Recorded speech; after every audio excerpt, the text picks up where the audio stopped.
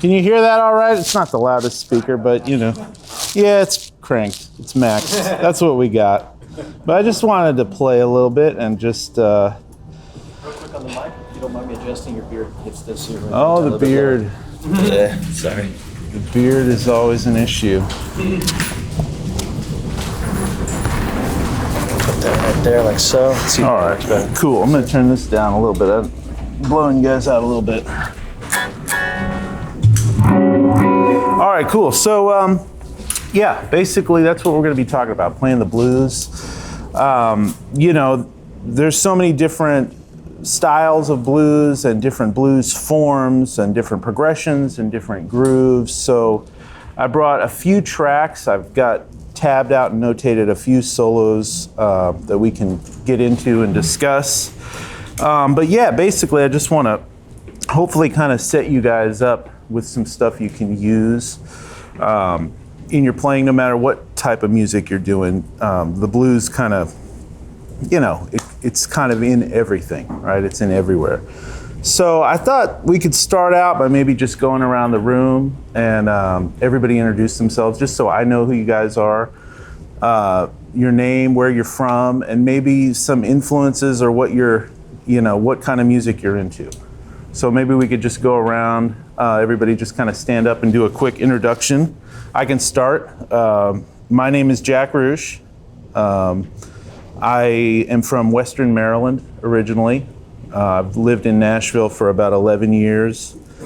And, you know, I'm into the blues. I'm into jazz and blues. The guys I love are like Ray Charles and B.B. King, that kind of stuff. So let's start here, and then we'll just go around and cover everybody real quick. Just so, I'm terrible with names, so I'm definitely not going to remember everybody's name. But it'll just help me kind of get to know you guys and what you're after. So I'm Scott, I'm from Detroit, and I think Larry Carlton was one of my early influences. But now that I just heard you play, I think I'm just going to turn it to you. Well, yeah, I love Larry Carlton too, so yeah, perfect. Excellent. Correct answer. All right, let's go to you. Okay, my name's Joel, California.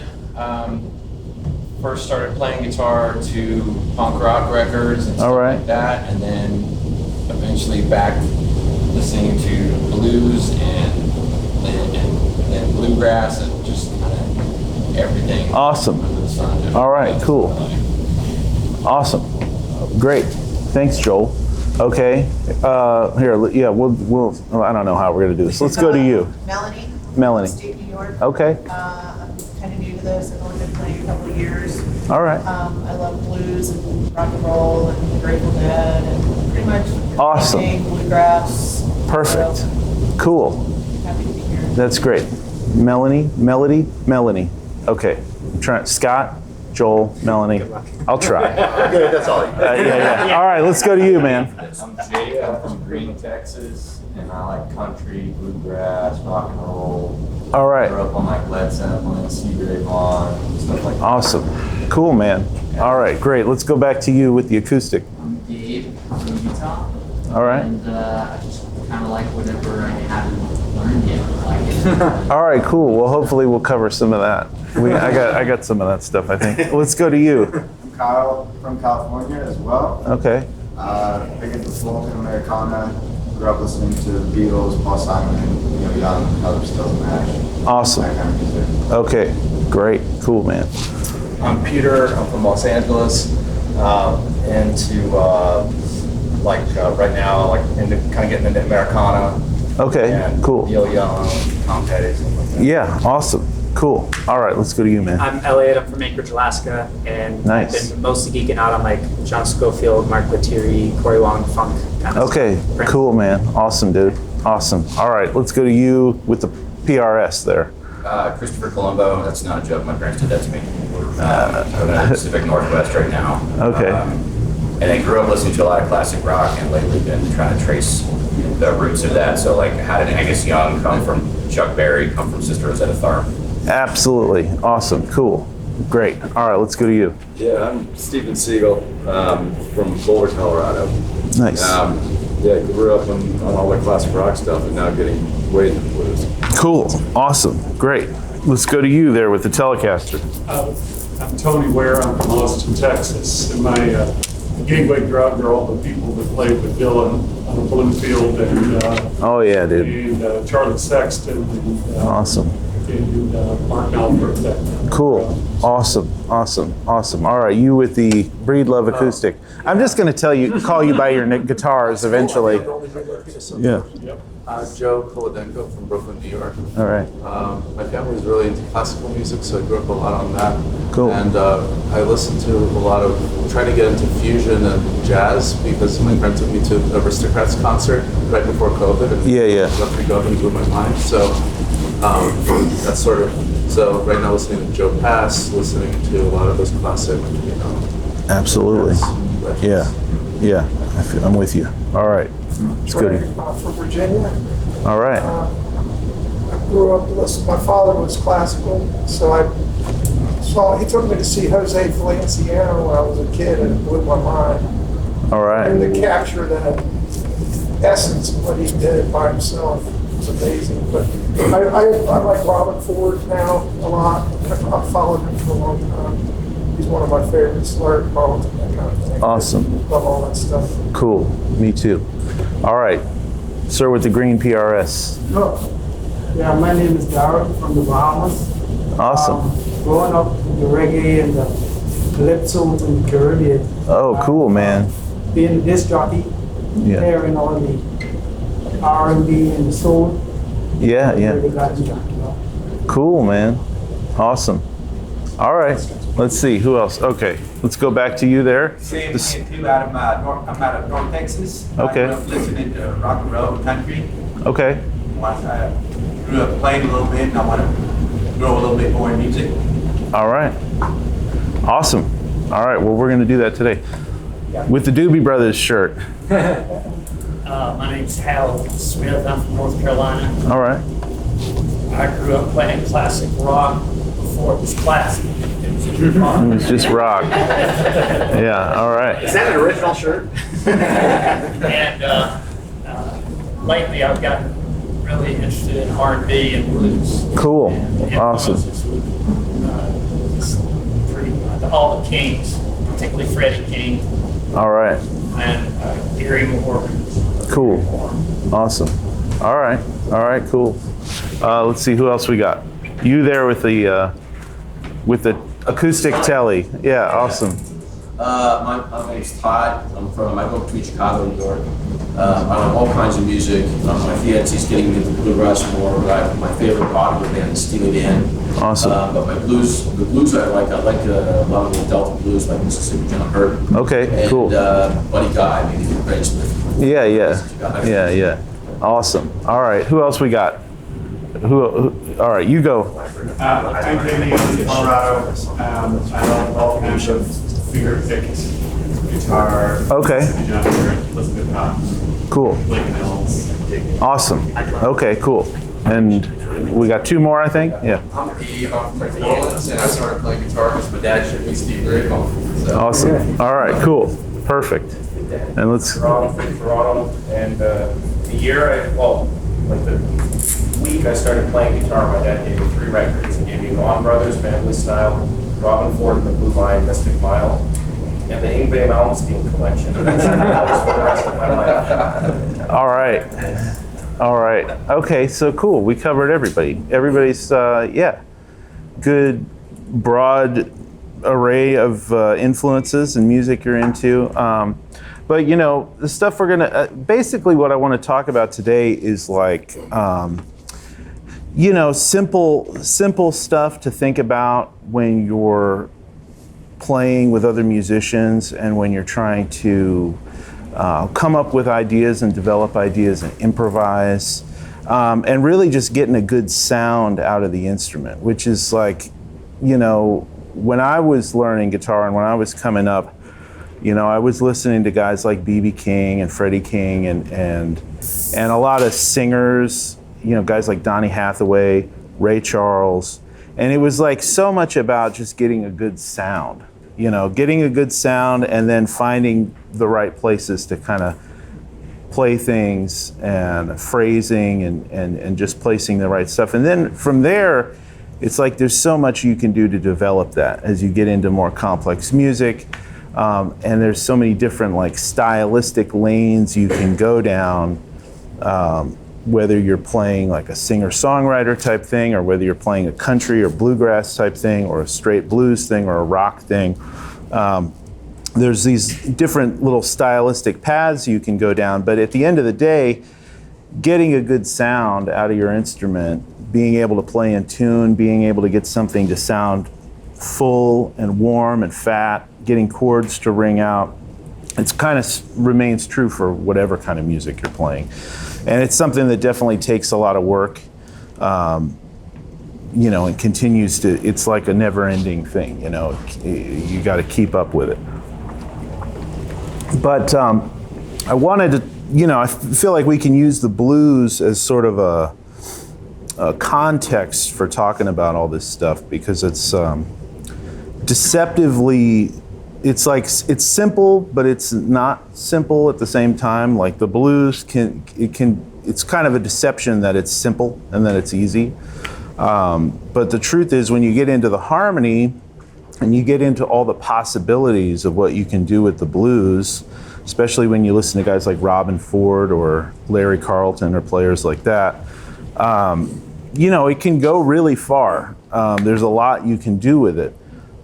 So that's kind of what I wanted to talk about throughout the day and take a lot of questions and feedback from you guys and maybe get you guys up here to play some with me so we can kind of address any specific needs that you guys have. But I'm going to start out with this blues shuffle in the key of A. I feel like the key of A is a good starting place for the guitar because it's kind of like, you've got positions all over the fretboard and it kind of makes sense, But I want to talk a little bit about just the harmony of a basic 12-bar blues. So a typical 12-bar blues is going to be 3 chords. In the key of A, it would be an A7, which is like an A major chord with a flat 7 in it.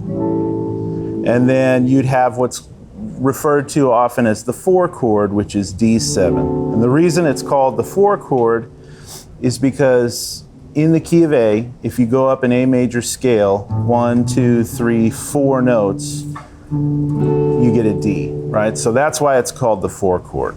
And then you have the 5 chord, which is 1, 2, 3, 4, 5, which is the note E, and that would be an E7. So this type of blues shuffle, like I played over, all the chords are dominant, A7, D7, and E7. So it's not really, it doesn't fit into kind of the classic rules of Western harmony, or like, European classical harmony.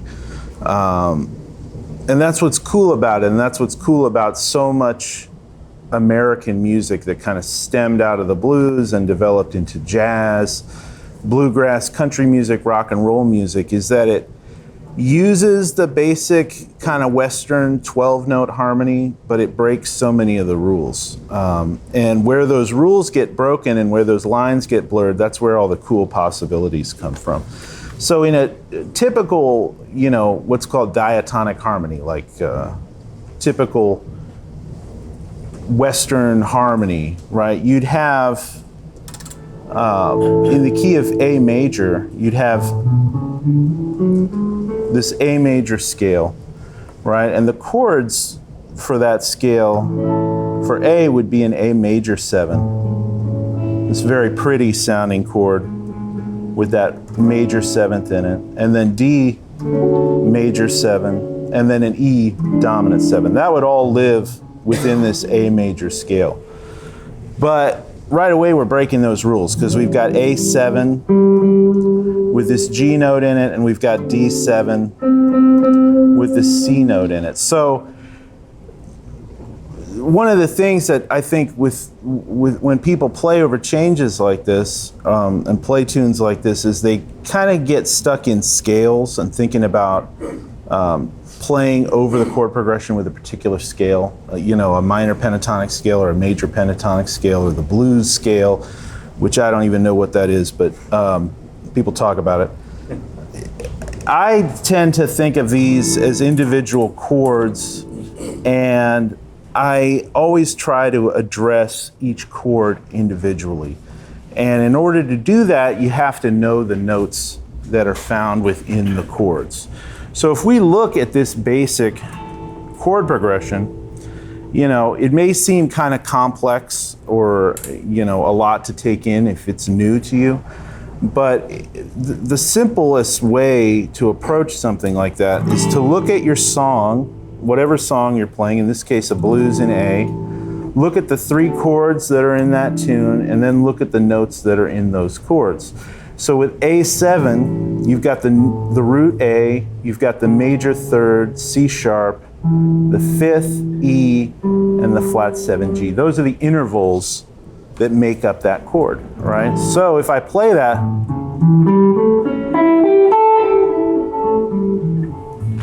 across the fretboard, right, I've got all the chord tones for that chord. Everything I need to outline the sound of that chord right there. And then I can move through the rest of the changes. So D7, I've got D, F sharp, A, and C.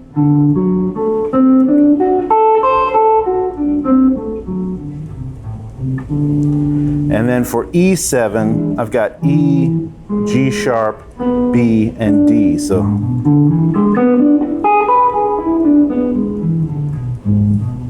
and then I'm back to A. So this is kind of my, if there's one sort of secret or hack to like playing lead guitar or playing solos or improvising melodies or composing melodies over a song and over a chord progression, it's isolating these chord tones to the chords that you're playing over. And this goes for anything you're playing. If you're playing a folk song, or if you're playing a jazz standard, or whatever the tune is, whatever the chords are, by looking at the actual notes that make up the chords and finding those around the fretboard and playing them in your lines and in your melodies, this is like the most direct way, the most sort of direct path to playing something that really fits the music and is really melodically makes sense over the changes.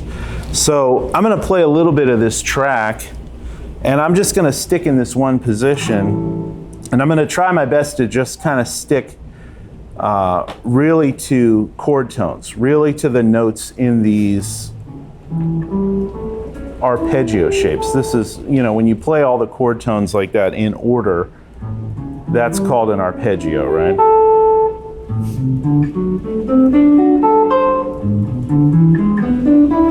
All right, so there's my 3 chords, and I'm just gonna play really simple. This might sound a little bit like an exercise, but I'm just gonna kind of show you how you can, by isolating these chord tones, you can start to create really melodic phrases that really fit the chords. So let's play a little bit of this.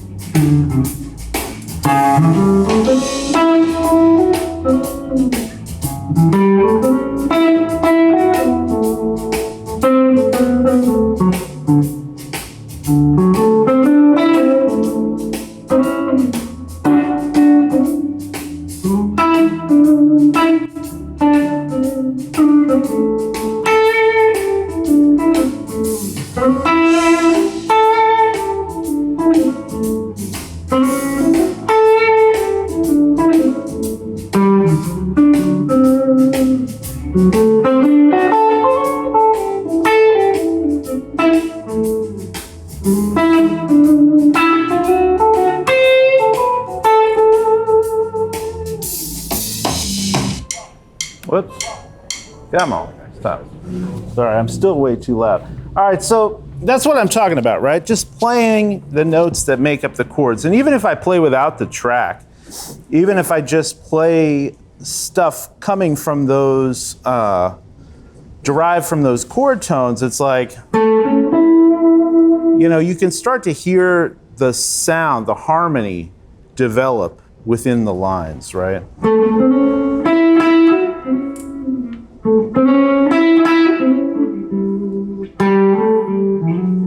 Right? Even if I just hit things like that, like targeting the third of those chords, you can hear the changes happening.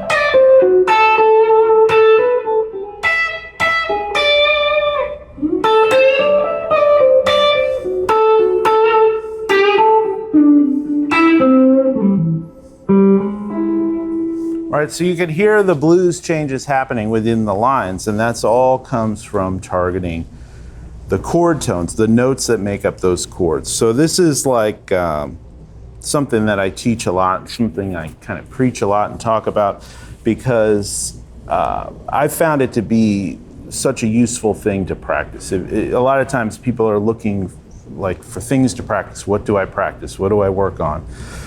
And you know, I've found in my own experience, first of all, if you work on things in the context of a song, right? This is like super important. This is why it's great to play with other musicians, to play in bands, play gigs, whatever works for your lifestyle and where you live and the type of music you're playing. But even just getting together with friends, getting together with other people and playing kind of forces you to go, okay, these are the songs we're going to be playing. So that gives you like a backdrop, a musical context to practice within. Because you can sit around and practice scales or arpeggios all day long, and it doesn't really start to take shape and have any meaning until you're applying it somewhere. So having some tunes that you're working on to play, to actually go and play with other people, even if it's just jamming in your living room, or whether it's going and sitting in with a band, or even just, you know, you can practice it kind of applying it yourself with backing tracks and stuff like this, or playing along to records, playing along to CDs is how I did it as a kid, you know. But practicing this fundamental stuff and then finding places to apply it. So having a song, and a blues is a perfect, example of something to work on because, it kind of transcends all these genres, right? These kind of chord changes are in a million country songs and bluegrass and folk and rock tunes. Everybody plays blues changes, right? So, having a song that sort of gives you a context, it gives you a key, it gives you a certain groove, a certain tempo, and it gives you a certain set of changes to kind of work through. And then you can sit down and work out these chord tones. And basically, the way I kind of build it, and I know you guys were all here yesterday, right, with Guthrie? Okay, so I'm sure Guthrie probably talked about this because we both have talked about this at length together. Sort of the level of importance or the architecture of harmony, where you have the chords, which is sort of like, especially like looking at the fretboard, understanding chord shapes and chord inversions is such a big part of it, because that's kind of what your visual cue for where things are on the guitar, right? Being able to see, that I've got an A7 here, or I've got an A7 there, I've got an A7 there, or an A7 there, having these, chord grips or boxes as sort of a guideline. Then from there, it's like the notes that make up those chord shapes. So knowing these arpeggios,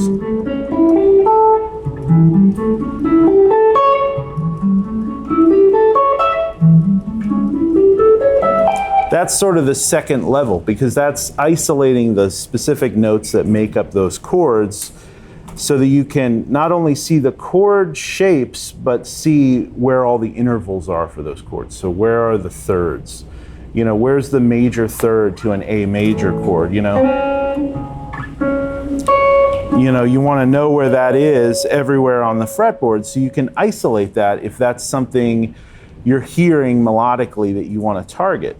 Then from there is sort of the scales, right? And I think a lot of people kind of do it reverse, where they start with scales, but in my opinion, scales can sometimes be a little bit too big to, make sense of musically right away. Because you go, okay, all these notes work, but depending on the context, depending on how you're using it, sometimes not every note is really going to sound great over that chord. For instance, like an A7 chord, typically the scale you would play would be like an A dominant scale, or people call it an A mixolydian mode, right? Which is just a major scale with a G in it, with a flat 7. If you play that scale, right, and you play that, yeah, it works over that chord. But there's notes in there that, like, if you're not really using your ear and honing in on key melodic notes, there's notes in that scale, if you kind of just get stuck meandering through it, that aren't really outlining that chord. For instance, like the note D, right, the fourth note of that scale, if I play that over an A7 and I just hang on it, it doesn't really drive home the sound of that chord. It's not really defining that chord. It's not wrong, technically, but it's also not really saying melodically what you maybe want to say. So by understanding that, like, these are the notes of the chord, the root, the third, the fifth, and the flat 7, those are the notes that are really gonna really lead your ear into the sound of that chord. That's why.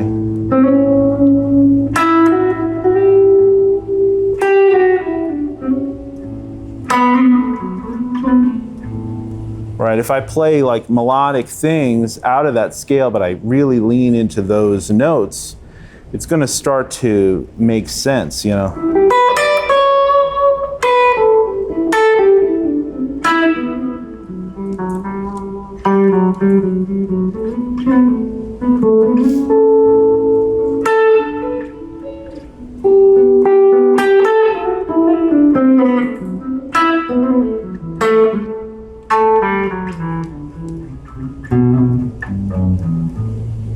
Right, again, I'm playing through the scale, but I'm landing heavily on those chord tones, on the strong beats, just to really create some kind of musical melodic sense within the lines, right? So, this is the kind of stuff I work on all the time, like with songs, anything that you're working on, anything that you're wanting to play, a song that you're wanting to, we've all been in situations where you're playing some songs with people and you want to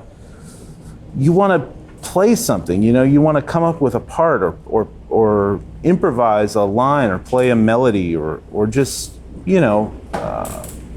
kind of be creative on the instrument. And, it can be a bit daunting if you're, just figuring stuff out. But if you know the chord shapes to the song, even if it's something, even if it's just really simple, open position chords, if you can see those chord shapes and then you go, okay, I've got, I've got these notes of the chord right here, then I can start to build melodies out of that.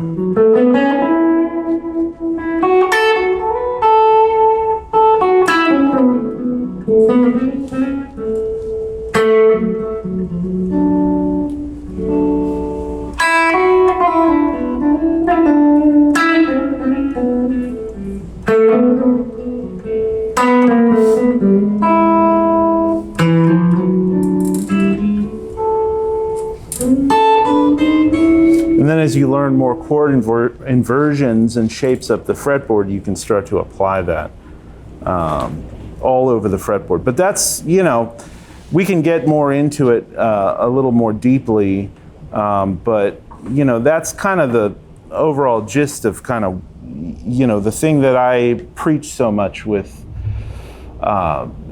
practicing and learning new things on the guitar. It all comes down to songs, comes down to basic harmony, understanding the chords, and then using these building blocks to build on top of that. So if you kind of start with that path, it's a little bit longer of a grind to kind of really take the time and the attention it takes to go, okay, where are all these chord voicings around the neck? Where are all these arpeggio shapes to all these chords? But man, the results are so much better than if you think, well, what scale can I play over this tune? And then just kind of meander through a scale, right? You can get some results that way, but you're gonna end up hitting a wall and getting frustrated. Like for a blues like this, and this is exactly how I used to practice this stuff, is to, and I'm sure Guthrie yesterday talked about the caged shapes with you guys. I don't know if you're all familiar with that. But the cage thing is perfect for arpeggios. It's like that system of breaking down the fretboard is like tailor-made for learning arpeggios, right? And one of the things you can do, this is the way I've always practiced it and looked at it, because when I was taught the cage system, I was shown kind of like, okay, you've got C shape, A shape, G shape, E shape, D shape, all C major inversions up the fretboard, right?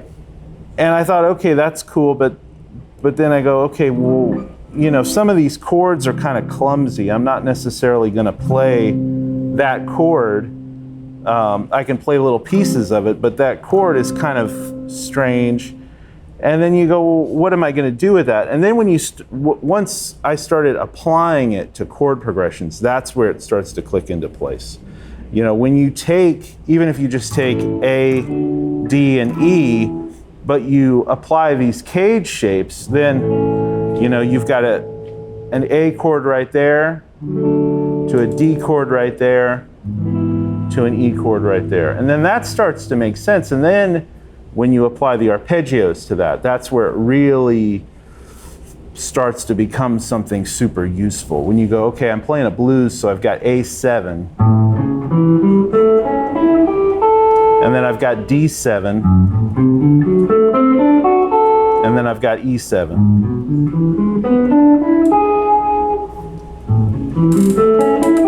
And right there, to me, that like clicked the light bulb, because it's like, okay, I've got some licks I can play,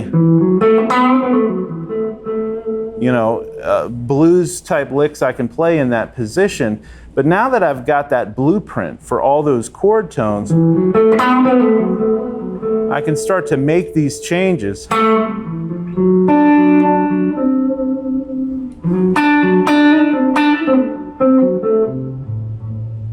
Right, and then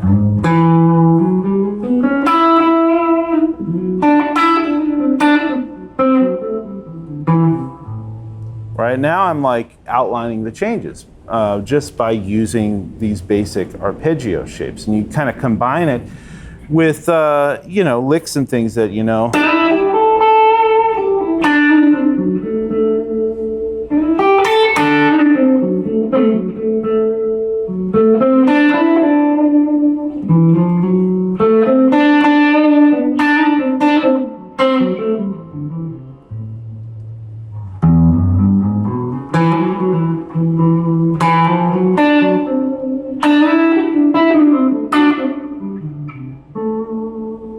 Right, then you can move that up the fretboard. So that's the cool thing about these 5 positions, right? So you've got A, you've got D, and you've got E, and then you can move that up. You've got A, D, and E, and it's just a matter of connecting these cage shapes together, right? And it's going to be different depending on different songs that you're playing, and it takes a little bit of you know, just looking at the fretboard and going, okay, the cool thing about the guitar is that, like, anywhere you are, you can play anything, right? You can play anything in that position. And once you kind of understand that like any chord that you see on a page, if you're looking at a chord chart, or if you're learning a song and you go, these are the chords, you can play any of those chords anywhere. The voicings may be a little weird or uncomfortable, but certainly in terms of chord tones and arpeggios, they're everywhere,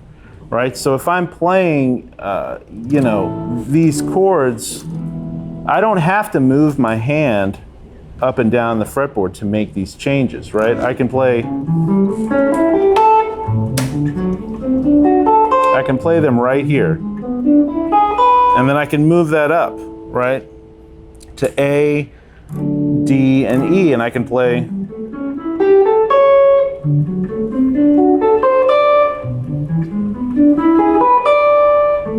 Right, I can play that everywhere, and some of that stuff, if you're new to it, you wouldn't think really to play. Like you may not think to play a blues over the key of A kind of in this position, because you may be kind of locked into these kind of boxes and things. But you can play great stuff right there, you know.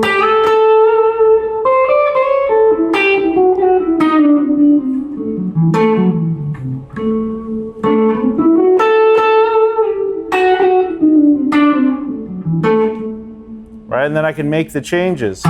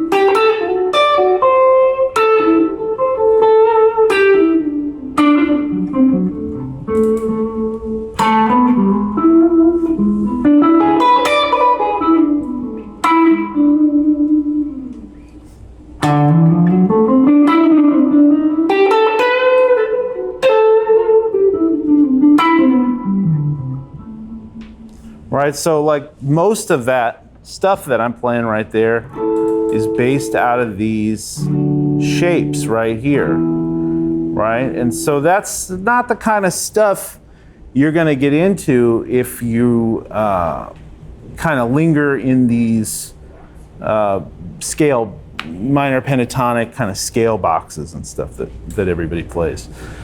So yeah, it's like just a matter of moving this around the fretboard, right? We can move it all over the place. We can play an A chord right there. That's like a C shape with an A in the bass. And that lines up. It's just a matter of going, okay, if that's my A shape, where's a D chord right here? And you can look and see there's a D root note right there. I've got this D bar chord right there. And then you go, where's an E shape? Without changing positions, not, sliding up to that E shape, but going right in this spot, right? So there's an E shape right there. So I've got, right, those chords are kind of, I would never play those chords necessarily if I'm comping. But the arpeggios, when you get into, right, there's an A triad. If I add the flat 7, right, and then D7, and then E7, I mean, this is like gold, in my opinion, because especially if you've got some stuff already happening, like things that you kind of would play. And again, it's like so much about context, it's about applying this stuff in contexts that make sense with some kind of musical situation where this is going to apply and make sense. Because if you practice this stuff in a vacuum, it's like numbers on a page. It's like learning, it's like we all took algebra in school and you go, when am I ever going to use this in my real life? And you never are, unless you become, do a job where you need to know that stuff. And it's kind of the same way. You can learn scales and arpeggios all day. I'm an algebra teacher. Oh, okay. Great. I hate that question, but I get it. I'm sitting here, yeah. Well, yeah. Okay, we'll get into that later. Right, Yeah. First of all, let's get into why algebra matters. No, you're doing great work. Yeah, I do. You're the one. I can make some jokes, but no. Yeah, it's like, so like if you're playing a blues, right? And this is why, like, it's tough for me to say, well, like, just play stuff that you've already learned. It's like, well, if you're just learning, my way of thinking about learning a guitar, whatever kind of music you're into, sort of the first step, if you're like a total beginner, is get a pile of albums, sit and listen to them, and get your guitar and just, learn some basic chords and start trying to learn some songs, start trying to pick some things out by ear, and just, have fun and like get into the music and enjoy the sound of the music, because so much of it about playing an instrument, playing guitar, is about hearing things and being able to pick up on the way things sound and understanding that, being able to sing it back, being able to find it on the guitar, right? So like step one, if you want to learn how to play blues, for instance, is like get some great blues records and just sit and listen to them every day. And then, learn the chords, and then start trying to pull out some licks from the records you're listening to. And then that'll give you like a very baseline vocabulary of like, okay, if we're playing blues in A, I kind of know I can play, these kind of things. Some simple little phrases and licks like that. Then once you kind of collect some of that, and you've been doing that for a while, but this is like the situation with me. When I was a kid, I was playing in bands as a teenager, and I had like that kind of vocabulary, like sort of a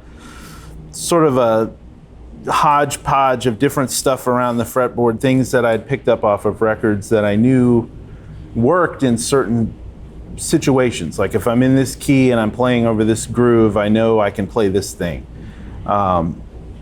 Because I had picked it up off of a record and I'd played it enough that I knew how to kind of make it work.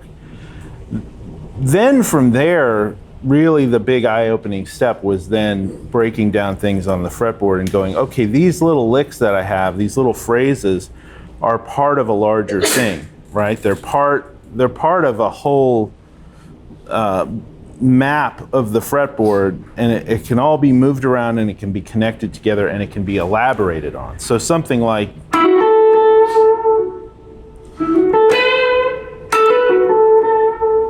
right, that's part of a chord, right? And that chord can be fleshed out. So that thing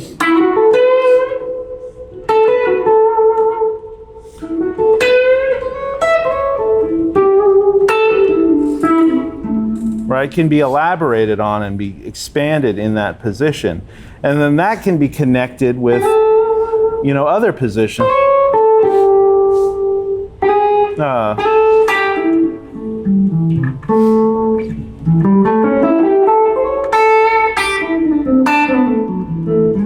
Right, and you can start to connect these things all across the fretboard.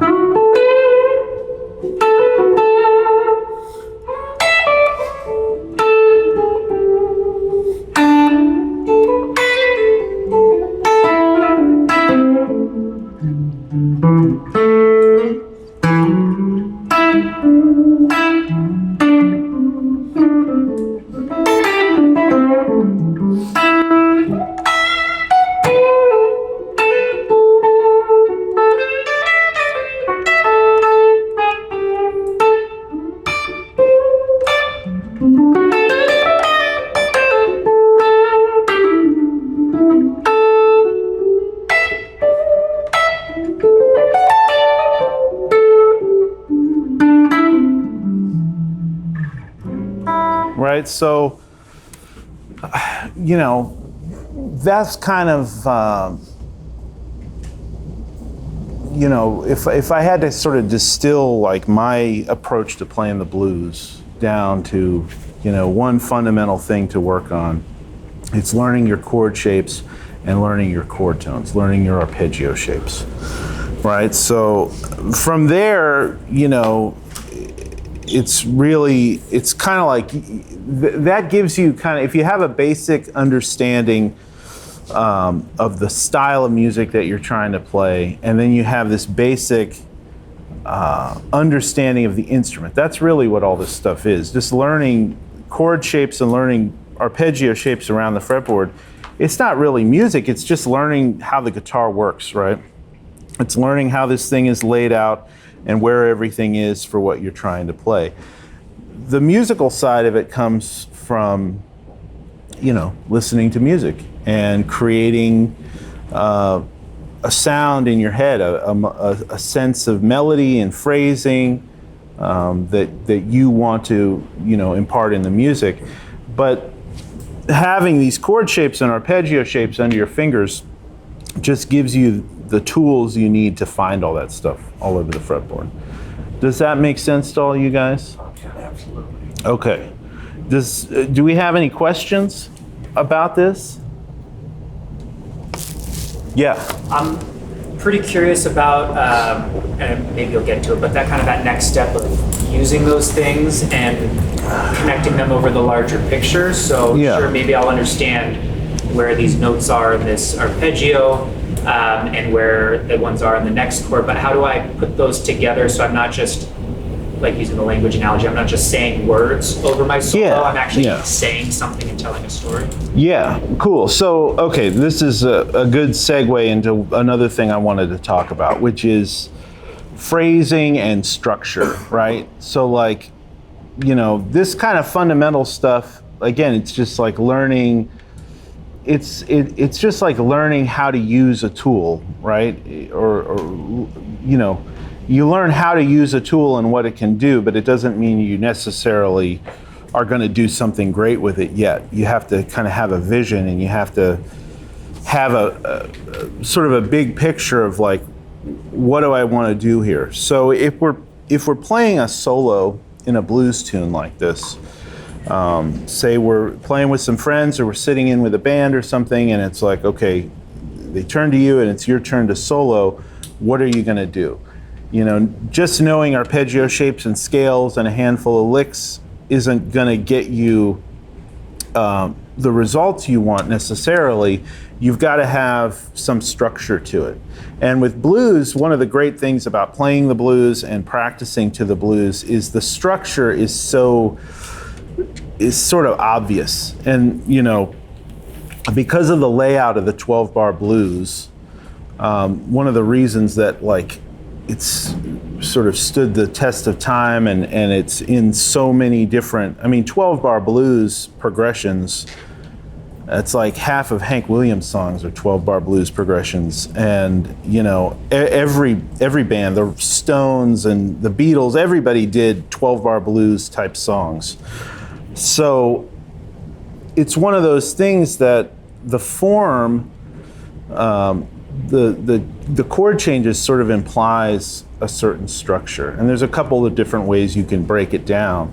But what I like to do is when you think about the 12-bar blues, and maybe I can write it out, or, well, I'll get to that in a second.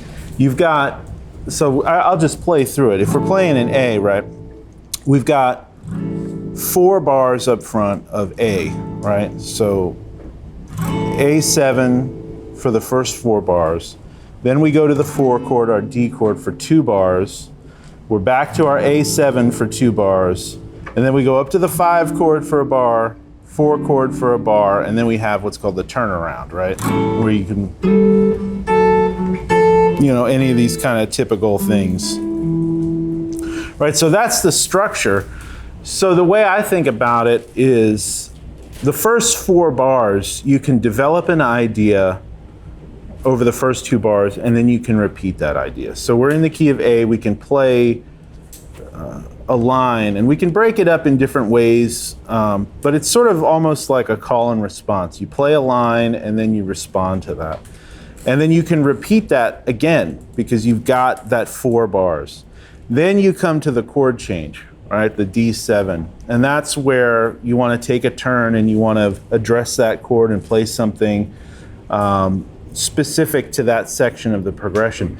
But then you come back to your A chord and you can go back to your original theme, your original motif, right? And then you have the E chord and the D chord, the other chords in the progression, which you can address individually. So like an example is like, and maybe I can do this to the track, but you can, I'll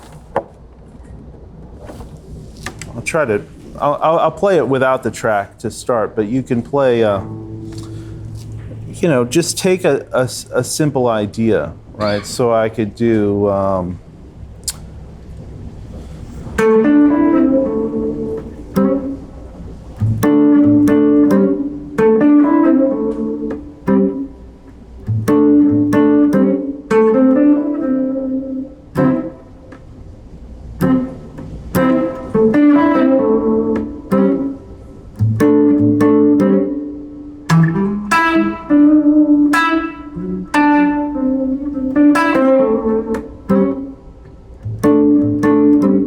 right? So over the A chord, I'm playing the first 2 bars, I'm playing.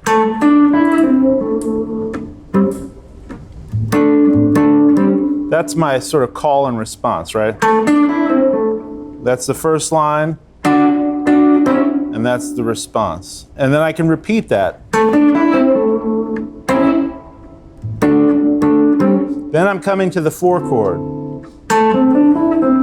So maybe I want to play some notes. This is where having the arpeggio information comes into play, because you go, okay, what am I, where am I, what am I playing, where are the chord tones? So even just isolating a note like that, the flat 7 of that chord. And then I can come back to that phrase. So I'm going to play this along to the track here, just so you can kind of hear.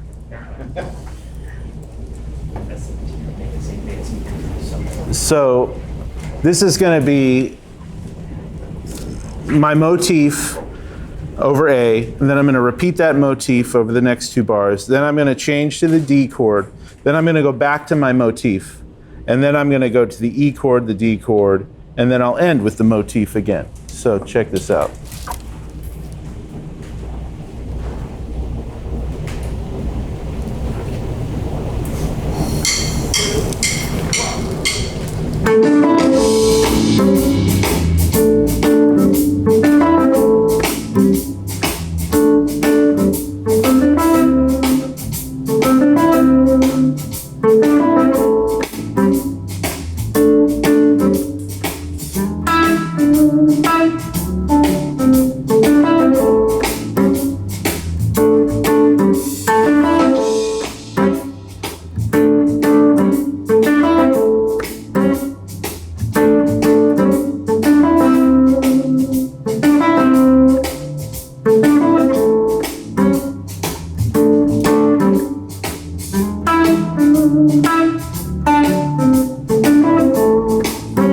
can change to a different one.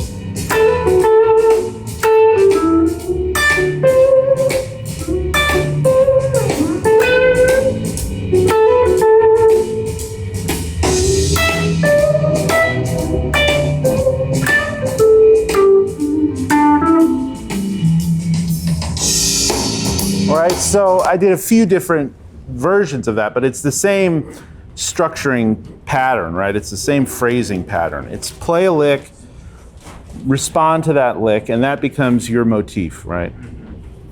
And you can do this a million different ways. It doesn't have to be a call and response thing like this. This is just one way to look at it.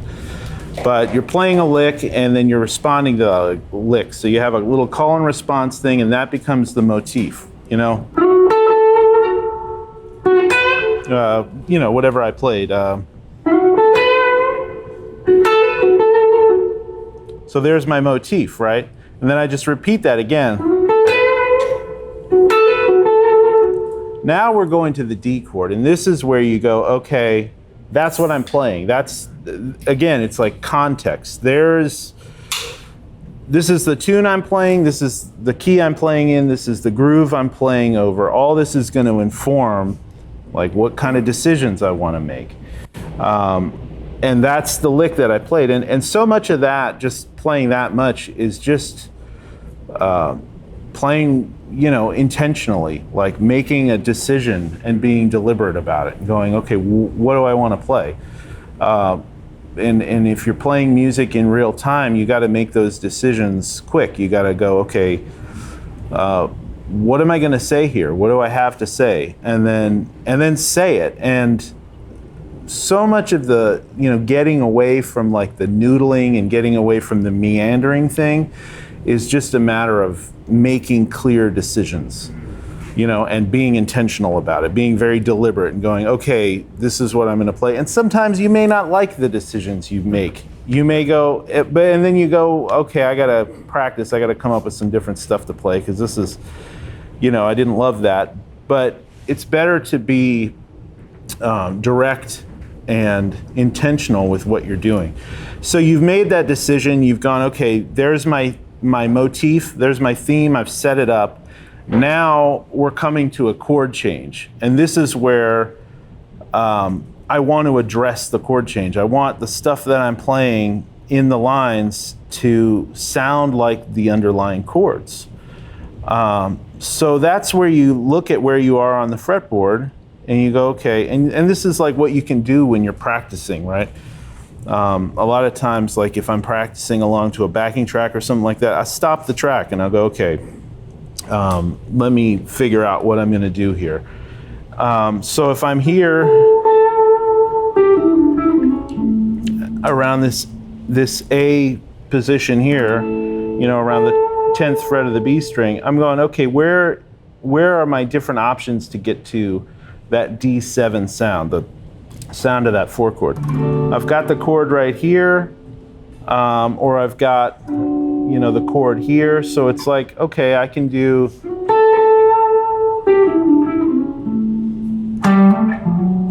right, I can do something like that to drop into that, or I can,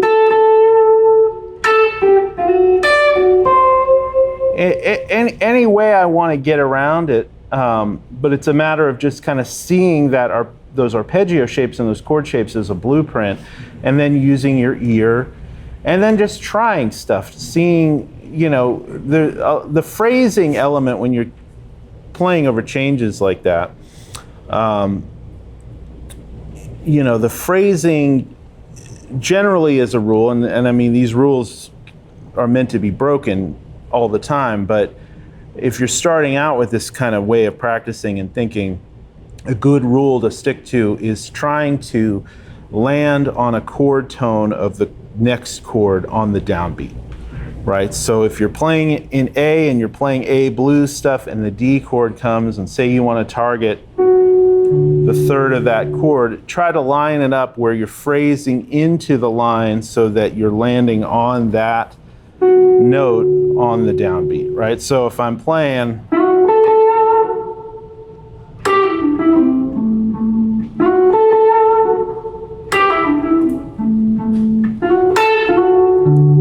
right, something like that, or right, it's landing on 1 and I'm targeting that chord tone. So that comes down to anticipating the chord change, right? You gotta live inside the form and the groove, and you can't let these chord changes kind of sneak up on you and come unexpectedly. And that's a common thing, you know, for, you know, as you're learning new stuff and learning to play over new changes. You know, it's pretty common to, like, a chord change happens and then you try to react to it and you're going, okay, you don't want to be in a situation where you're like, oh no, the D chord came and where's my arpeggio? Because then it's like you're way too late.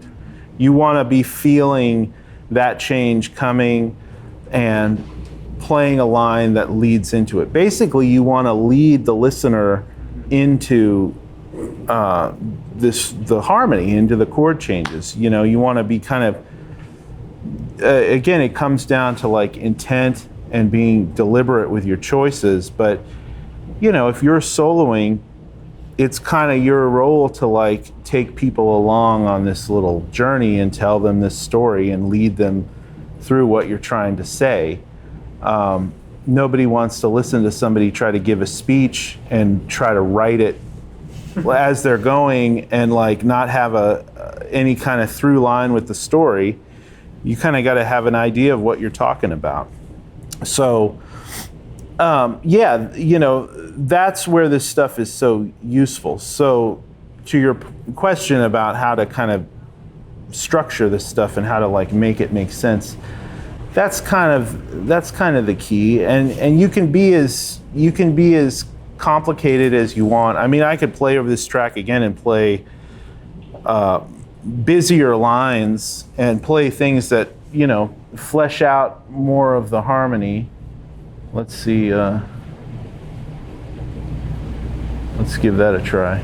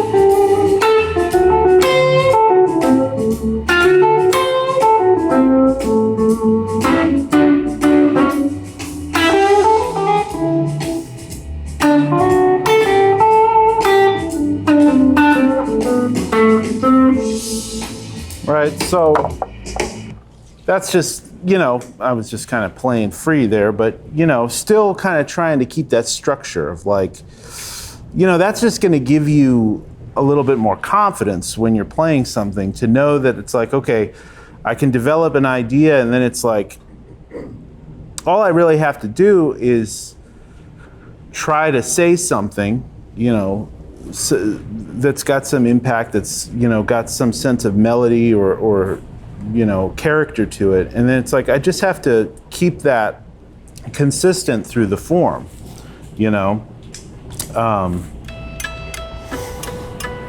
So, hopefully that kind of answers that question. Super helpful. Yeah, cool. So, yeah, another question along the same line. So it seems like in a 12-bar blues, you were taking those first 8 bars and breaking them into groups of 2. Yeah. Repeated. Yeah. So then you get to bars 9 and 10, where you only have the 1 bar. Yeah. So then it's, again, that's sort of where like understanding the chords and seeing the chord shapes is super useful, because so that section of a blues, right, there's a lot of different ways you can tackle that, right? And there's a lot of, like, when I was learning this stuff starting out, it's like you kind of learn like stock phrases that sort of fit over that stuff. And that's a good way to do it. And I still play a lot of those. I still play a lot of stock things that I kind of know work over that. So for instance, like, if we're going up to the E chord, I may play something like,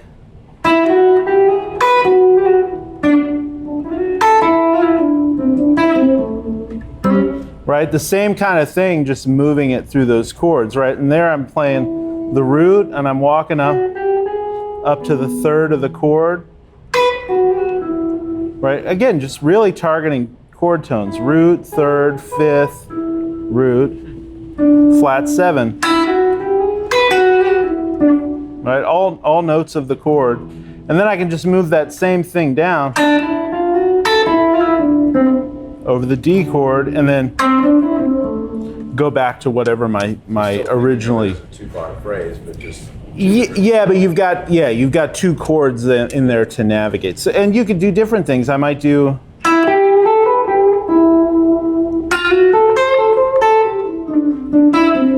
Like, that's the kind of thing I'll do a lot, where you're kind of playing, you're leaning around this E note, and you can kind of bend that, minor 3rd up to major 3rd of E, right? And then up to the 3rd of that D chord.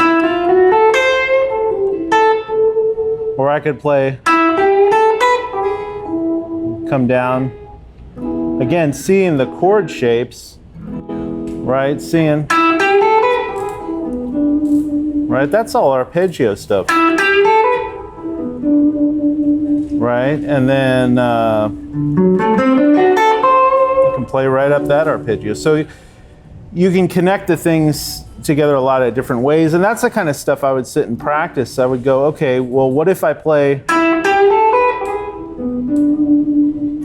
okay, that's cool, then how do I get to the D chord? Well, what are different options I can play? I'm here, right? That's the root of the D chord. I could go up, or I could play, right? I could play down. I could try different things, and then you go, okay, let's see.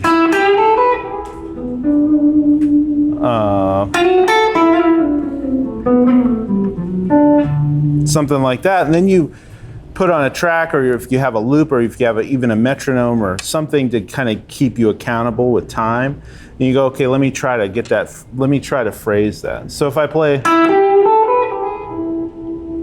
and then, right, so I go, okay, that's pretty cool, let me try that along to the track, let me see.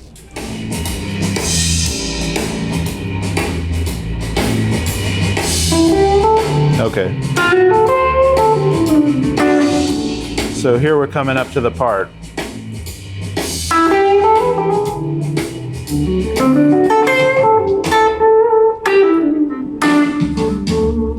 Right, so that's like kind of exactly how I would practice it. And some things are going to kind of reveal themselves about the phrasing. Like maybe you have to start that phrase in a different spot in the bar to make it line up the right way, right? So like right there I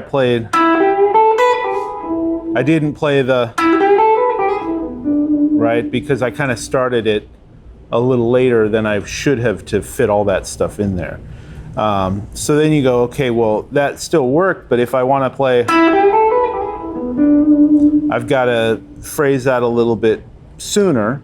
So then you just, you keep going over it until you find something you like, something that fits into place, and then that becomes like a part of your vocabulary. And then it's just a matter of going, okay, let me try to use this until it becomes like a part of how I can, something I'm fluent with that I can just play.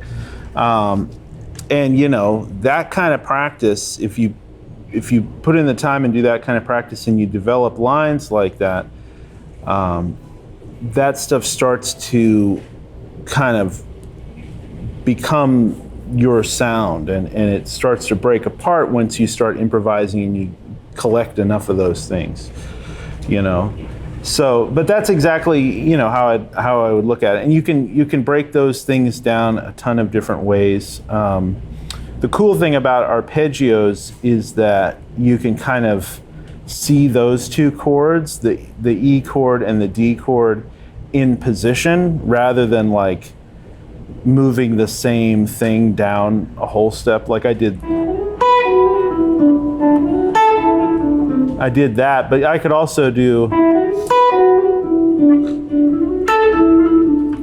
right? I could do it in a different position, right? I could do, the classic kind of Stevie Ray Vaughan thing would be to,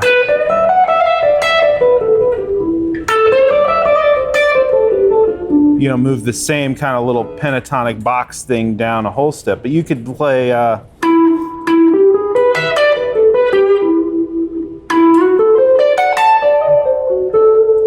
That's the type of thing I like to do a lot. You could do it down here.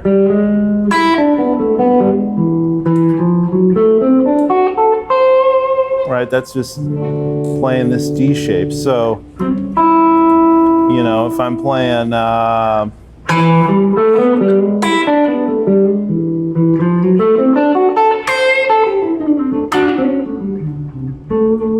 right, I could play,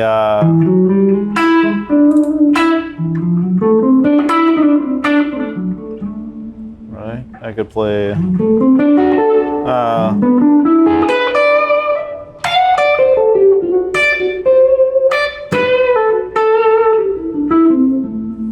yeah, so it's just a matter of looking at those two chords and how to connect them together, and just taking those, stuff like this, and this is like back to the original point I was making, how the blues is simple, but it can be like kind of deceptively difficult. These moving dominant chords like this, they don't fit neatly into one key center. So it's not like, well, I just play this scale over these chords and it all is going to work out. Because it's two dominant chords, connected by a, sorry, I'm all tangled up in here, by a whole step. It's, to really outline the chords, you got to kind of address each chord individually. And that's where it's really great to have these, to think about the arpeggios and think about the chord tones. Yeah. When you're crafting your solos, like you just Yeah. did there, it sounds like you think about the arpeggios and the seventh, what you build off of, and then maybe add some Mixolydian taste and maybe some blues taste. And then the blues scale. Yeah. So the arpeggio thing is kind of it's kind of just a blueprint for the notes you really want to lean on, the notes you really want to target. So like, if you're heading into a chord change and you're going, okay, I want to outline that chord, I want my solo to sound like it's connected to the harmony, then it's like, okay, that's where I need to land when I get to that chord. How you get there and how you kind of blend it together, there's a few different, kind of approaches you can take. One is to kind of play scale stuff, like out of an A mixolydian scale. The other thing that I do a lot is more like a chromatic approach, where you're just connecting chord tone to chord tone with chromatic movement, right? So like if I'm playing, a simple example, if I'm going from A to D, and I'm playing this A root note on the 10th fret of the B string, right? I can just go and move down chromatic, and there's the third of my D chord, right? So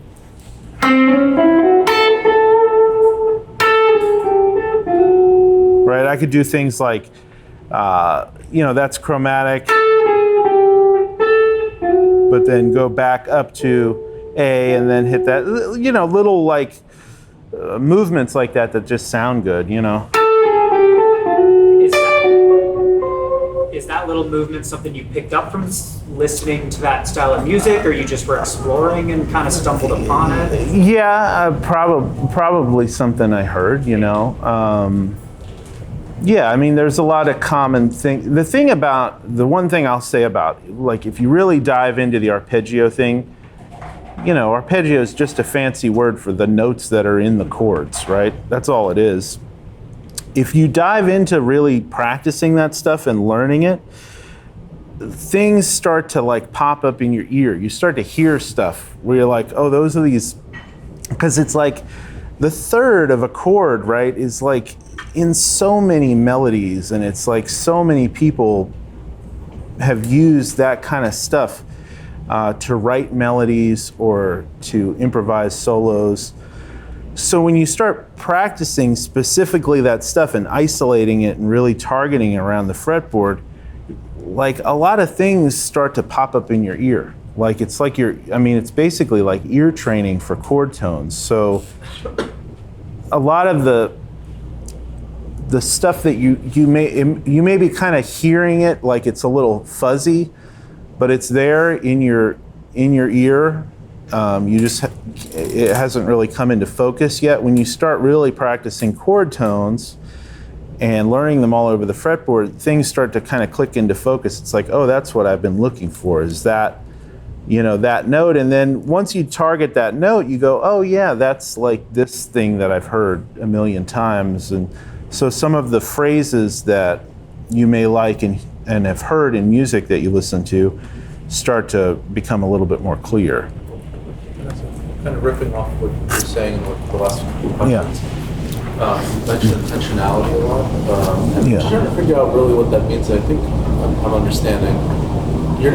When you're analyzing what you were playing, and you were talking about the intervals and the chord tones, but when you're actually playing it, you're like, that feels like that, and I'm in this cage shape, and I know that if I go for that note, it's going to feel like that. So that's what I'm trying to understand, like that process a little bit, because right now I'm thinking like very much like, okay, do I want to go and land on 3? Do I want to land on the 7, chromatically go to 1? But I'm trying. It's a lot of information overload. Yeah. Well, it is. As you're learning the new stuff, it can be a lot to take in. So it's just that takes time. Because you have to get really comfortable with this stuff. Like, I'm not thinking, when I'm playing to the track, I'm not thinking like, oh, it's this cage shape and it connects with that shape. I mean, if I'm trying to show you something specific, I can kind of think that way and limit myself and go, okay, I'm just going to play in these shapes. When I do that, I kind of have to like think about it, and then it sort of becomes more rigid. It's more like an exercise. But when I'm just playing, having this stuff like really automatic, you want to be able to, like, if we're talking about arpeggio shapes and chord tones to these chords, it's like,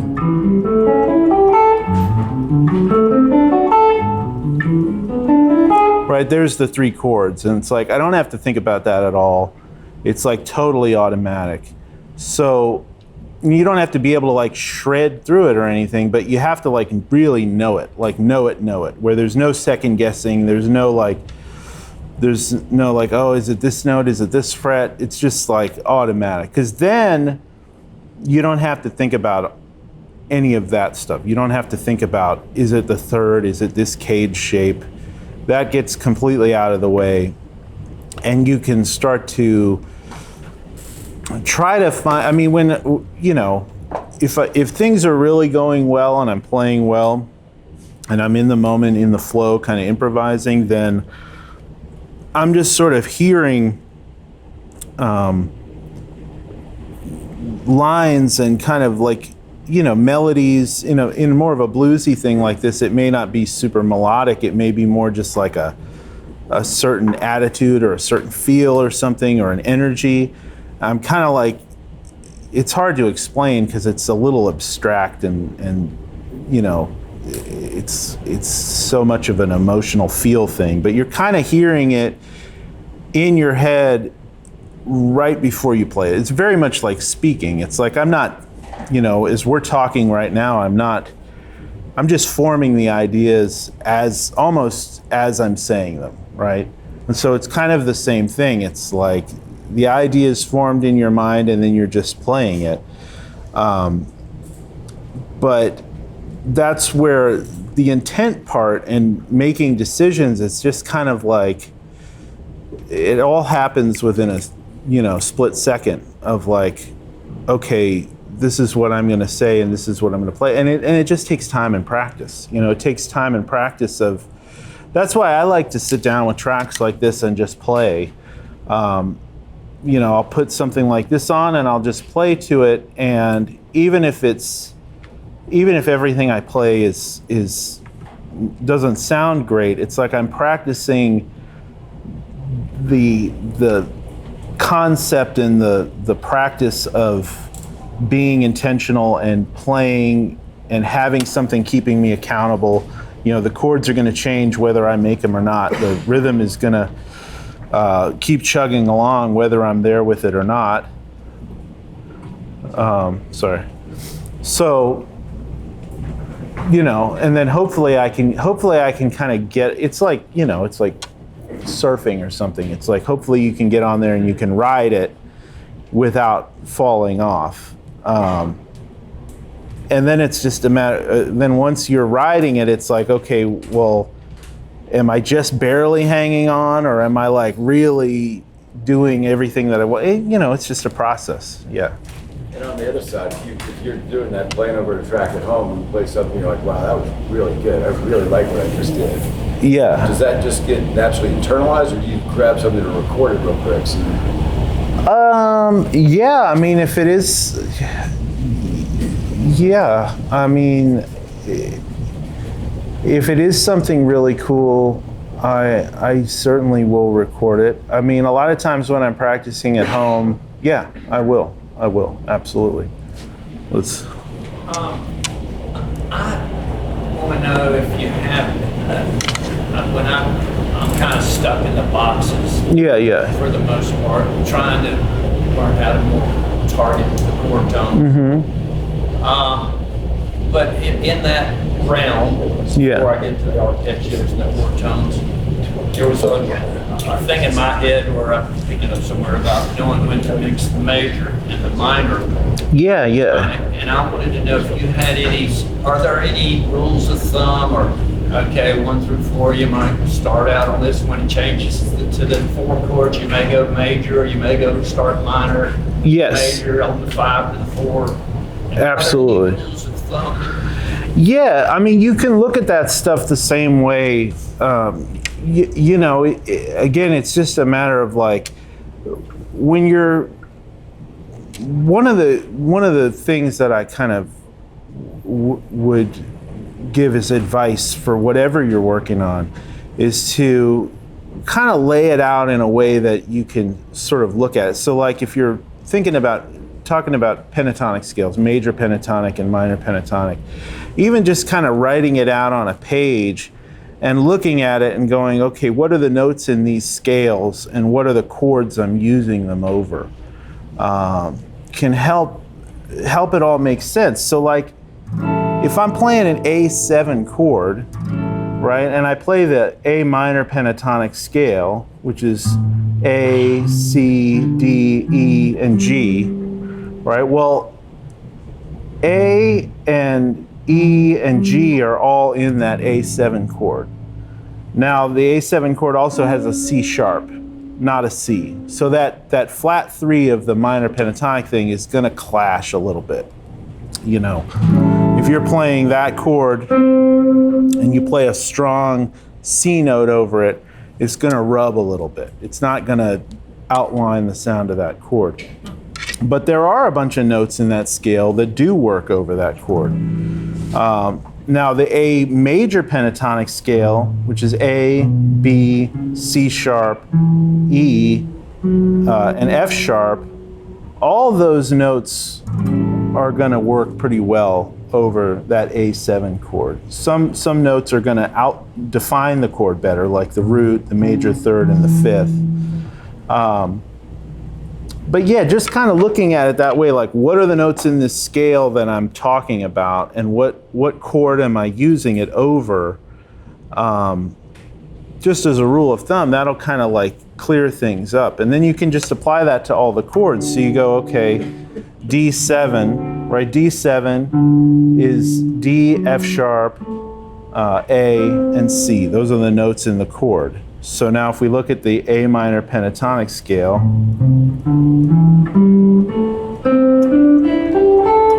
right, so that's got that C note in it, it's got the D note in it, right, so but it also has a G in it, and that D chord has an F sharp, so, you know, maybe I don't want to play, you know, that note really strong over that chord. So it's like, there's kind of a, you know, there are different like sort of, you can play, like I could play this track, I'll play it right now. And I could play major pentatonic over the 1 chord and switch to minor pentatonic over the 4 chord, which is kind of what I think you were alluding to. And it can work, but there's a little bit more to it to really make it strong. And that's just, again, kind of understanding the chord tones. So like, let's see here. Oh, hold on.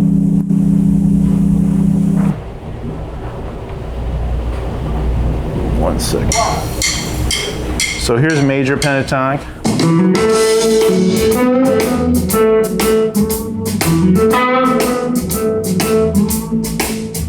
Minor pentatonic.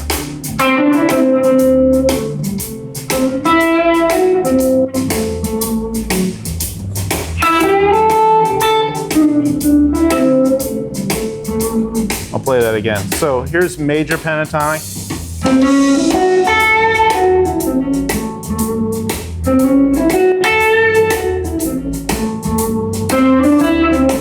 Minor pentatonic. Now minor pentatonic.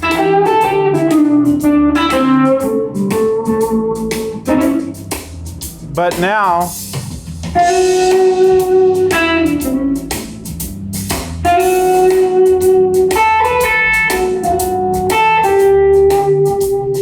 right, so like if I purposefully kind of play notes that are outside the chord that don't really target the chord, like playing an F sharp over that A chord, which kind of works, but it also, if you linger on it and you're not really thinking about the chord, it can be a little bit kind of wishy-washy, you know. And then if I'm thinking minor pentatonic over that D chord, but I'm hanging on this G note, doesn't really drive home the sound of the chord. So it's still a matter of using your ear and kind of understanding the chords. But you definitely, you know, that approach works. And if you listen to guys like, you know, Clapton, for instance, or like Otis Rush, if you go back to older blues stuff, you know, or even like Angus Young or somebody like that, it's kind of more pentatonic oriented. They definitely do that stuff all the time. I mean, you listen to early Clapton stuff, like Blues Breakers stuff, he's doing that all the time. But it works really well because I don't think he's necessarily thinking too much about like, oh, I'm playing this scale and I'm playing that scale. He's just playing licks that feel good and using his ear and his sense of phrasing to make it, fit into that. But yeah, so like, if you're in that kind of place in your playing where you're like, okay, I know these pentatonic boxes. These box positions of the minor pentatonic, right, line up exactly with the positions of the arpeggios, right? So I can play an A minor pentatonic scale right here, and in that same position,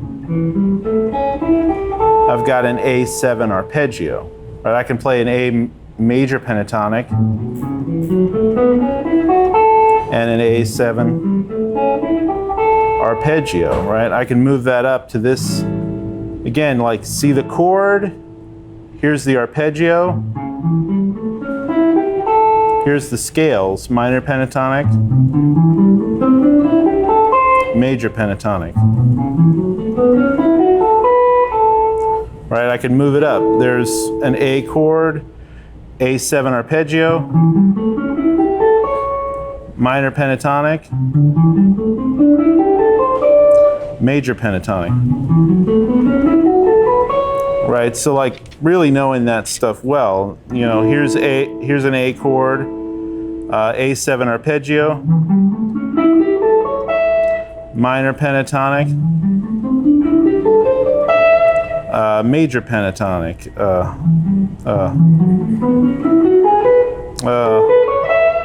Okay, so there's major pentatonic. Then we've got A chord here, A7 arpeggio, minor pentatonic, and major pentatonic. Right, so seeing how those things are all connected together, and you can do that with all the arpeggios, right? You could do the D7 arpeggio, and this is the kind of thing like you can, so moving through all these 5 positions, this kind of stuff can get really kind of overwhelming quickly if you're learning it for the first time and it's new. The way I recommend practicing this stuff, and this is exactly the way I practiced it, is take one position at a time and really work that position until you're comfortable with it. It could take, like when I was learning arpeggios and, first got kind of introduced to that, like the cage system, and you have these 5 positions, and you can target all the chord tones to a chord progression in each one of these 5 positions. I worked on one position for weeks, like a few weeks, and was just like, let me see if I can get this together until it was starting to feel comfortable. And then I would move on to the next position. And then I would go, okay, these 2 are feeling pretty good. Let me try to connect those together. So it was like, we're talking like months and months process of like, sorting all this stuff out and getting comfortable with it. So it's not the kind of thing you need to sit down and go, okay, I have to master the whole fretboard now. You do it little bit by little bit. And the way I would practice it, because like most people, your attention span for really technical kind of stuff like that is usually pretty short. It's like, there's no point in sitting and practicing arpeggios for an hour in a day, because you're only going to be focused. You're only going to be able to keep that focus for 10 to 15 minutes really. But 10 to 15 minutes of focused practice where you're like not being distracted and you're like, let me really commit these to memory and be really intentional with how I'm playing these. If you do that for 10 or 15 minutes a day, after a couple weeks, you'll have that and it will be there forever. Like you'll have it down. And so what I would do when I was practicing this stuff, say you have 30 minutes or you have an hour of time to practice, I would work on that. I would go, okay, let me run all that stuff. Let me run those pentatonic scales in that position. Let me run the arpeggios to these chords of a blues, A7, D7, and E7. And then let me put on the track and let me try to play something in that spot and connect that stuff together. And a lot of that comes down to like, okay, I kind of know my way around this position a little bit. What would be something I would play? What would be like a major pentatonic phrase I would start with? So that would kind of set me up for, okay, this is going to be the sort of the context for what I'm practicing. And then I would sort of compose like a little 12-bar solo etude, right? Like a little composed solo. And then I'd put on the track and see if I could execute it with all the phrasing things and make it sound good, right? So it might be something like,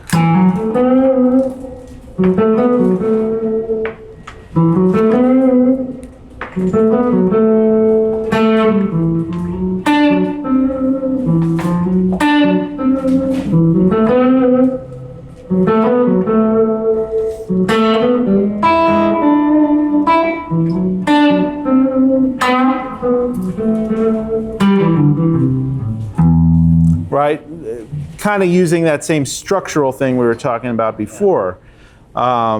Using that and then using the chord tones in the arpeggios over the different chords. So then it's like, okay, that sounds pretty, and I'm moving through this fast because I've done this a lot, but this could be, that might be, to get to that point, maybe several days of practicing this stuff to get it to where it's like, okay, I've got that. And then you put the track on and you try to make it feel like music, you know, like something you'd actually play.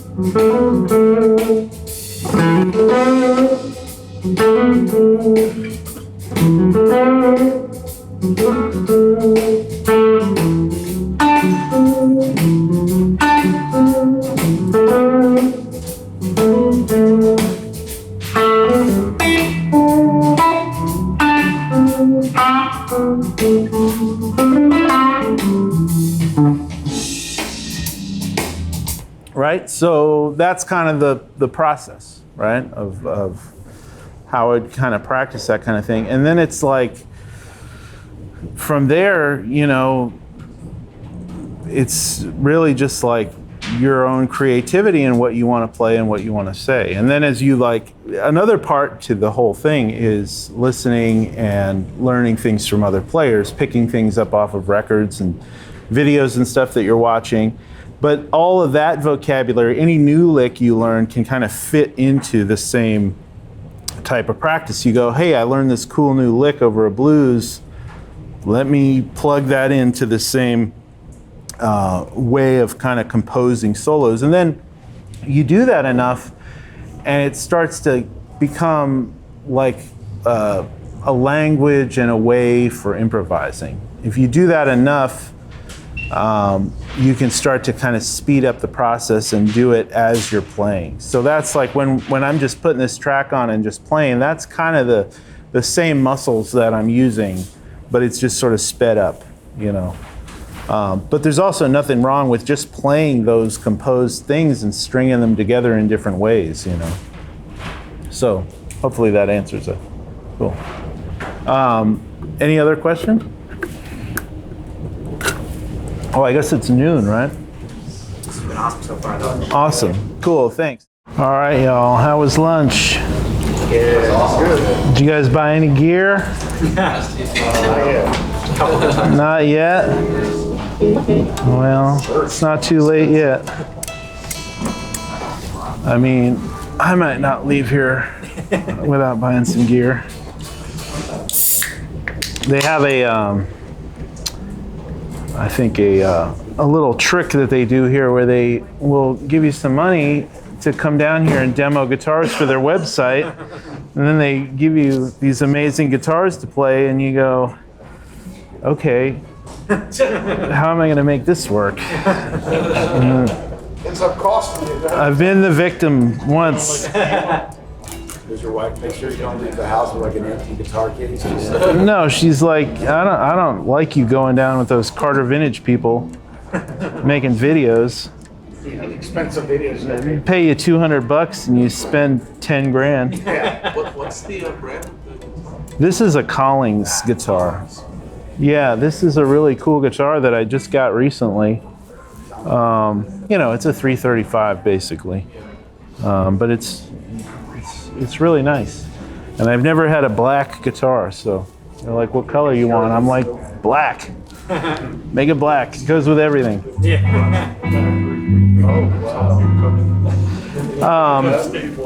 Cool. So I'm going to play a little bit of, I got a minor blues track here.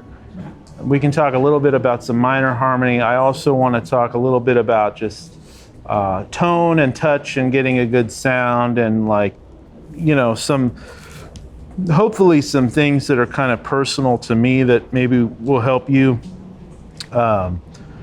with dialing in a good sound. You know, there's a lot more to it than just like how you set the amp. We can get into all that stuff, but some things about like attack and how you hold the pick and you know, different things about just making simple single note things sound good.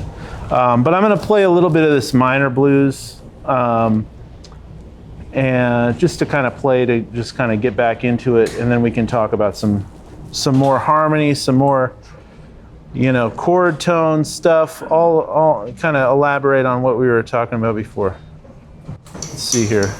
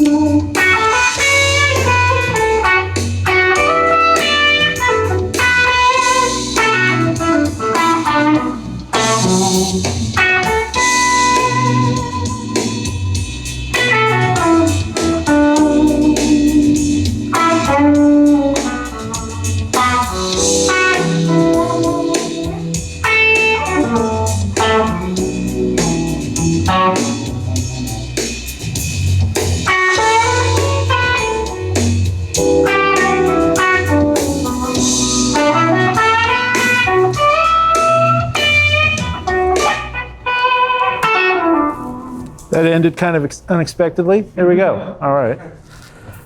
Yeah, so little minor blues. No charge for mistakes.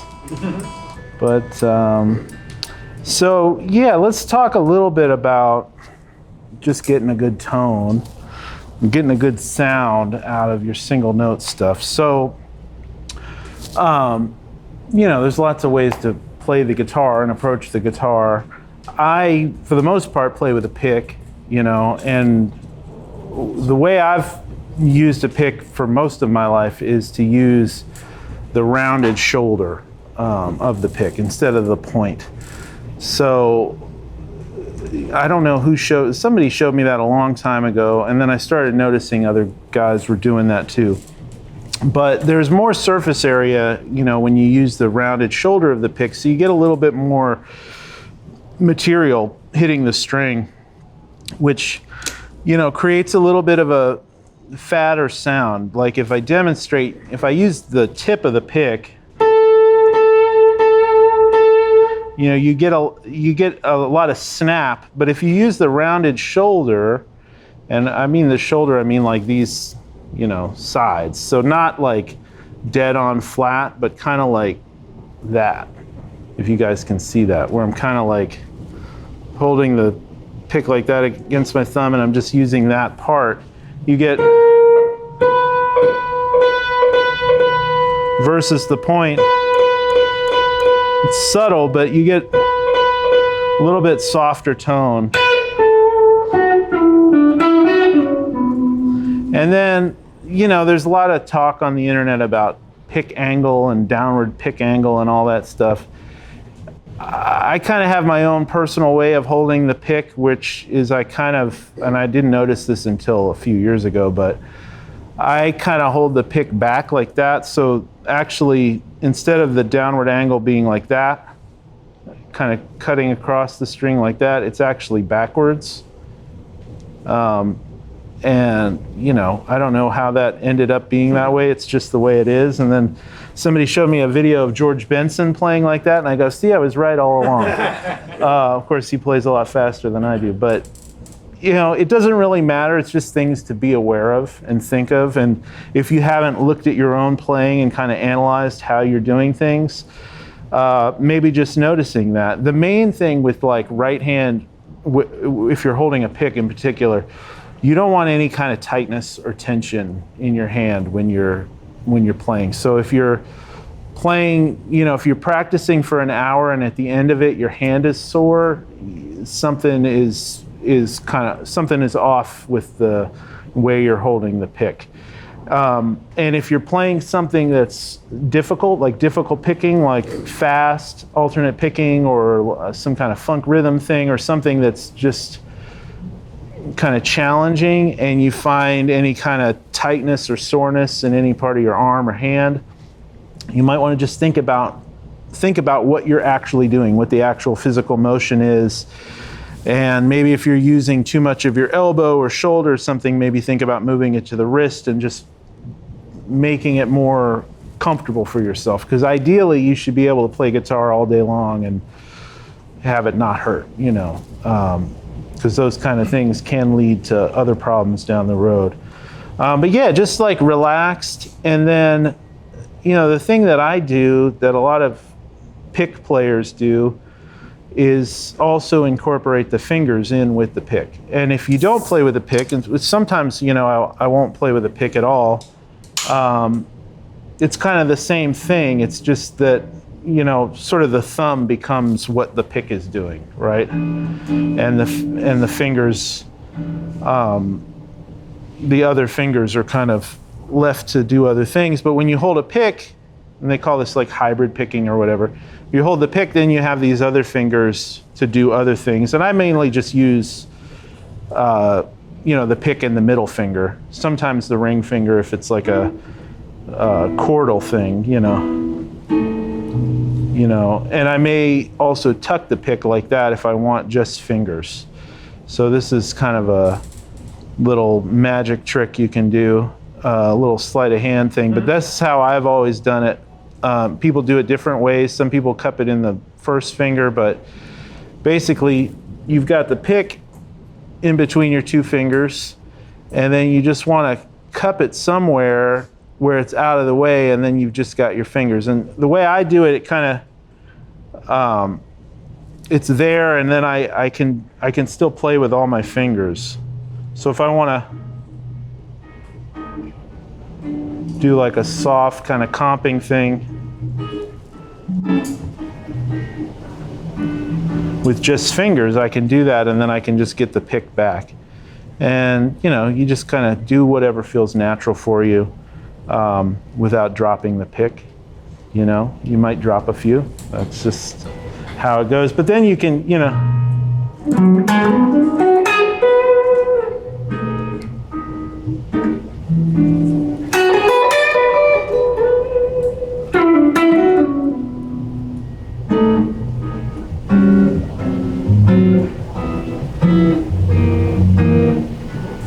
you can comp chords and then still have the pick there.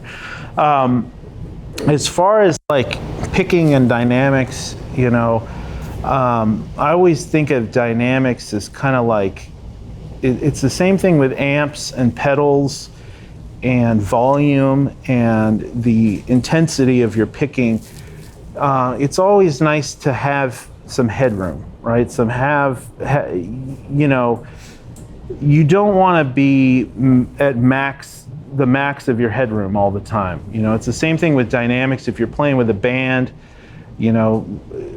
sometimes, you're playing, I'll play with a drummer and they just come out of the gate and they're playing super loud right out of the gate. And you go, we have no room to go here. And it's the same thing with amps. Like, Fender amps are great for clean stuff and blues stuff because they have a lot of headroom, You can set it up to a nice sound and then you still got room. Like here I'm playing, I got the guitar on like 8. Yeah. I can pick really soft and I can get a nice tone, but I've still got headroom, and then I can turn this up.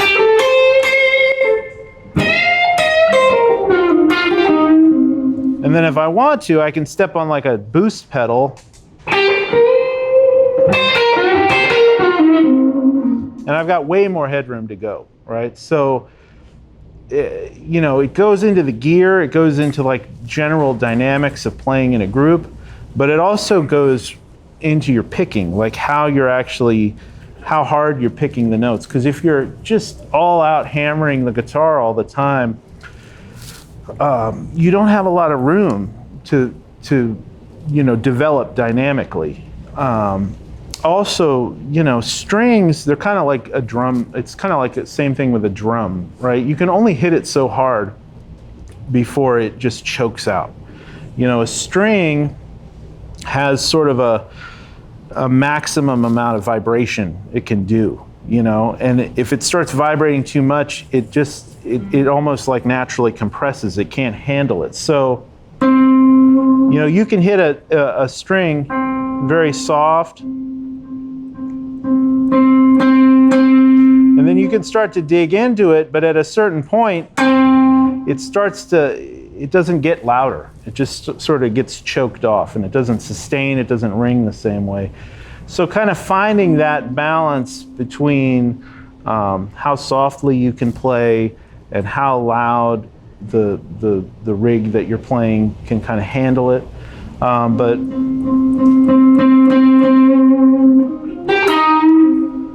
a big part of playing blues, particularly like blues type phrasing, is dynamics within the line, right? So you've got, a line, say it's 5 or 6 notes long. You don't want every note to be hit at the same dynamic level, right? Just like a singer would sing, or if you think about a saxophone or something, like it has a dynamic flow to it. So if I'm playing, right, I can play that all with the same dynamic range, but when I start varying it up, I can put the accents in different places.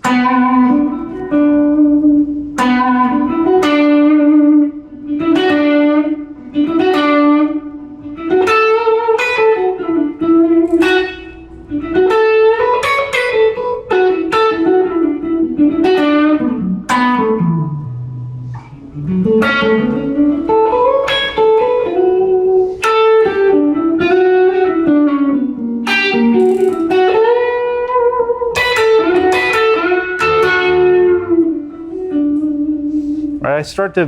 The lines get more interesting, the more dynamic variation. And that's just a matter of being conscious of it, thinking about it as you're playing. It goes back to the whole thing about being deliberate and playing with intent, right? Playing intentional. You want to control your hands. You want to control this instrument, and you want to hear things a certain way, and it doesn't always have to be so premeditated and thought out. It doesn't have to be like, this is exactly what I want to hear and this is what I want to play. It's more just a state of kind of awareness and being aware of what's happening and not letting things happen to you and not letting the guitar kind of take over and where you're just sort of reacting to the music and you're just trying to keep up with the thing. But really, being on top of it and controlling this thing, controlling the instrument, controlling the sound you're getting from it, and just being focused and being aware of what's happening so that dynamic things can happen and take shape. Yeah. Quick question. We were talking about the arpeggios and emphasizing those notes earlier. Yeah. I'm noticing you're doing there's some blues sauce on there where you're sliding into some or doing some little. Yeah, absolutely. How do we know when to do those, or could you walk us through how to do some of those flourishes? Yeah, for sure. I mean, it's kind of a matter of, some of it's just a matter of taste, and some of it is, stuff I don't even necessarily think about. It just kind of happens. A lot of that for me, I'll tell you, the influence and where that kind of pops into my ear is from listening to singers, particularly like soul singers and R&B singers, like Stevie Wonder or Donny Hathaway. Those guys in particular, as far as my influences, because, they'll do these little inflections at the end of phrases or leading into phrases. That kind of stuff. And you hear that with other guitar players too. I mean, if you listen to the way Jeff Beck plays a melody, or the way like Derek Trucks or good slide players play melodies, that stuff kind of comes into that kind of vocal inflection and phrasing. But yeah, I mean, like, as far as like, you could take a simple phrase, like if we do, let's do something. I'm playing in B minor now because this track was in B minor. So if I think about, my pentatonic patterns, if I do, if I'm just going, that's my phrase. There's a lot of ways I can kind of get in and out of that. And like certain things that I'll do would be like, since I'm hitting that B note twice at the end, I don't want to just do it like that. I want to give it some difference between those notes and kind of define them. So I may slide into the second one, and I could do a half step. And then when I start implementing the dynamic thing in there and giving it some variation,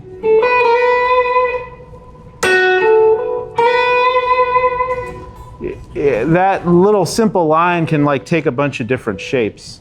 And I can start incorporating the fingers too. Like I could, instead of picking every note, I could use my middle finger to kind of get under that high E string and snap it. And that gives it a whole different tone. The other thing that I do, which I don't know if this is too common of a thing, but it's something that I started doing years ago, is because I love, one of my favorite guitar players is Albert Collins, the blues guy. And he played exclusively with his fingers, and he had like a really percussive attack. He would do all these, kind of types.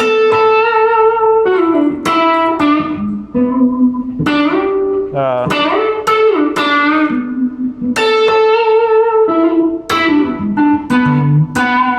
know, those kind of things. And I wanted to kind of get those sounds, but still with the pick in my hand. And so what I started doing was actually grabbing the string in between the pick and my index finger. So like if that's how I'm holding the pick, I would get the string in there, and then I could kind of grip it. And so that's something.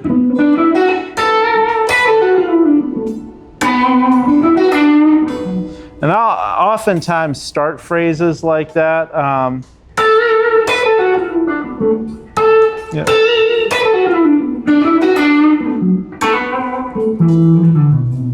Like things like that, just to get different, it's like getting different timbres out of the notes, right? Getting different, you know, it's the same note, but you're hitting it different ways so you can kind of, you know, if you listen to saxophone players, for instance, or even like fiddle players do it a lot, where it's like they can play one note, but they can attack it different ways and get all these different overtones and these different timbres happening with just that one note. Singers, obviously, you know, yeah. Do you mind, I mean, you kind of just did it, but give us a lick and like 3 different ways to phrase it and let us try it with you? Yeah, so if we go back to that kind of thing, I mean, there's, yeah. So I might snap that first note.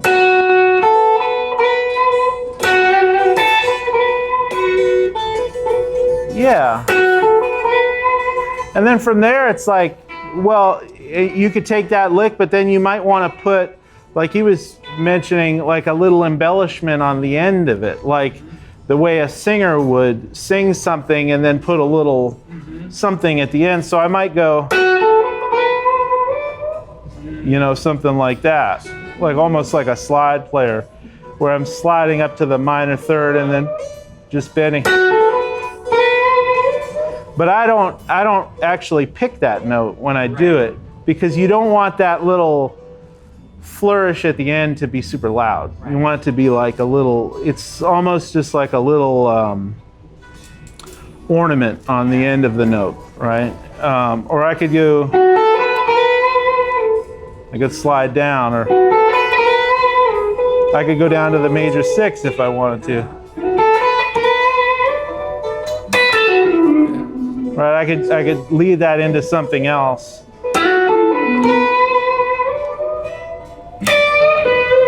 Right,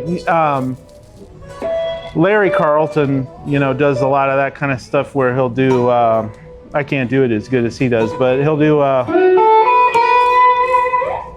He'll slide way up and grab some. Yeah, I can't, you know, but you can experiment with that.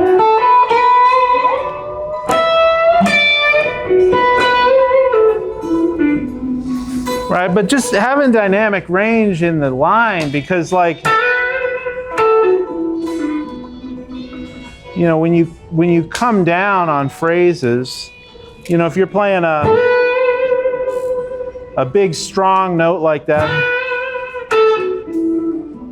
you know, I don't want to play a bunch of loud notes after that. I want, you know, I kind of, again, just thinking about it like a singer, and you know, there's a lot of little decisions you can make, and this is just stuff you kind of experiment.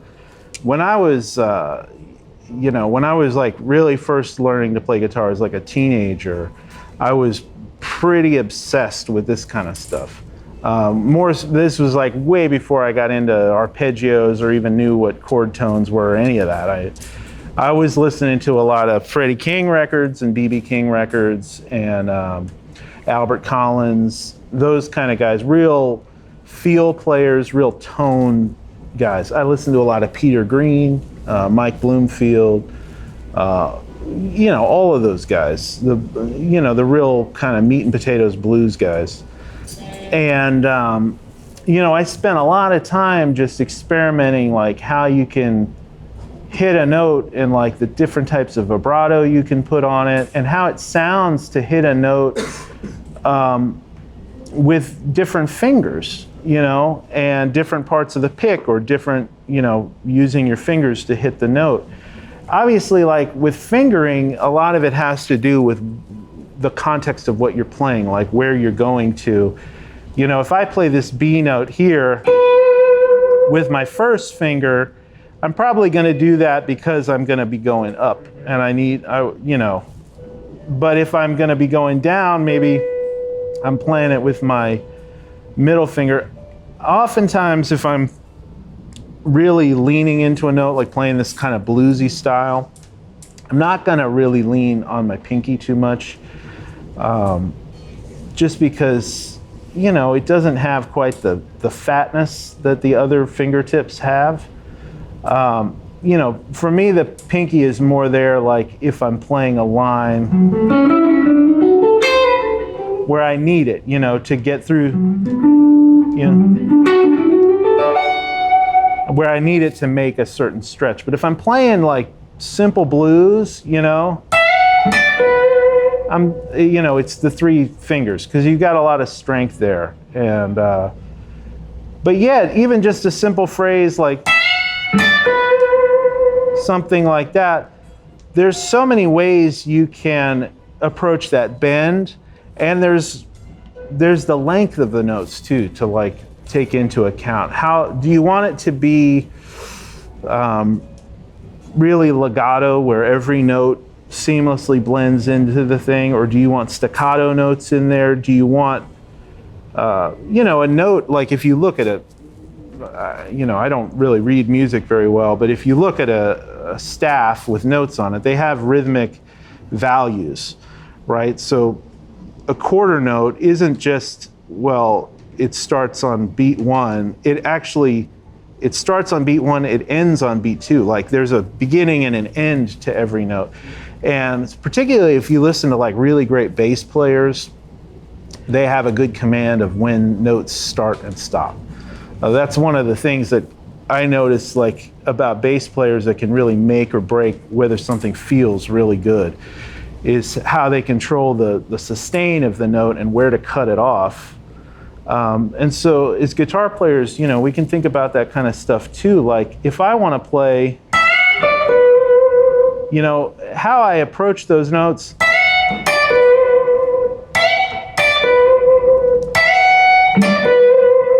how I want to let those ring, where I want to cut them off.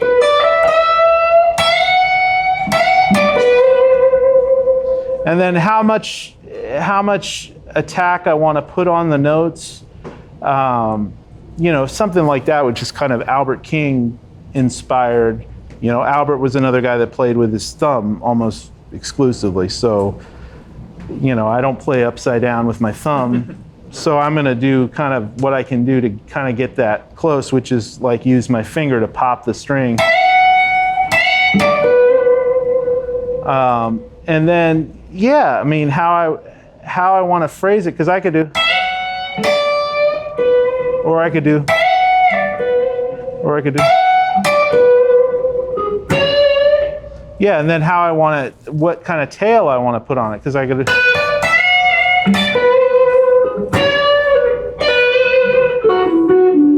Right, I can put all these little things on it, attach onto it.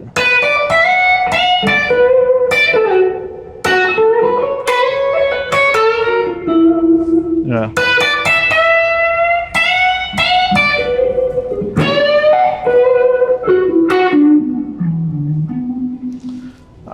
But all that stuff, those are just little things you can add on and elaborate, but all that stuff really, it doesn't quite work unless you've got command of the dynamics and, just thinking about how you're attacking each note.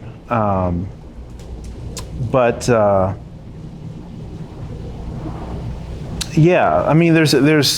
lot of little, I guess we can get into some little things. I rarely think about this or talk about it because it's not something I don't know, it's not something I've broken down and analyzed in sort of an academic way where you go, okay, do this here and do that there, and, you know, play a half step hammer on pull off right there. It's more just like a feel thing.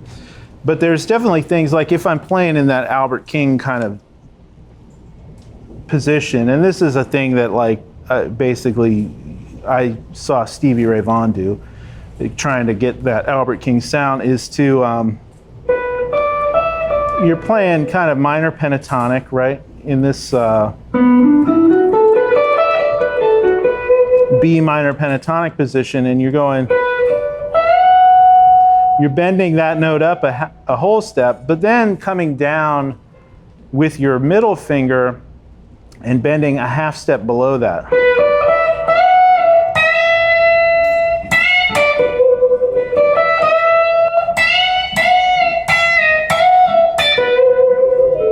Right, kind of. What's that? The B flat, sorry, the. So I'm. B flat, you're bending to. I'm bending E up to, yeah. I'm on the high E string, so I'm ending E up to F sharp, but then I'm kind of coming down. That's the one I don't. That's a half step bend. Right, and then you can.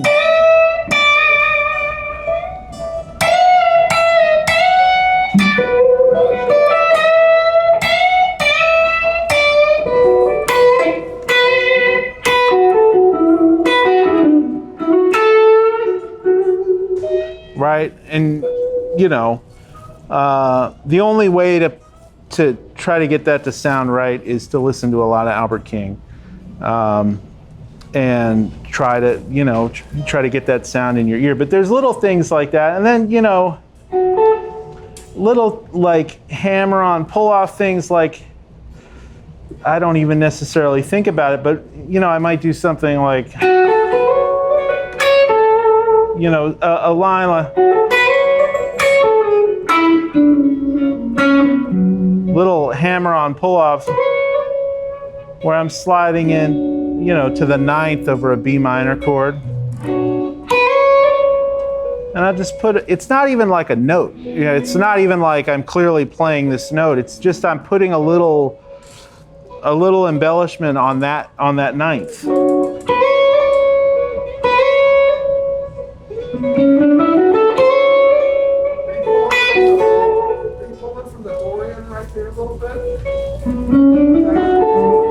I'm just playing, yeah, B minor, you know. I mean, you could, that would make it Dorian, but.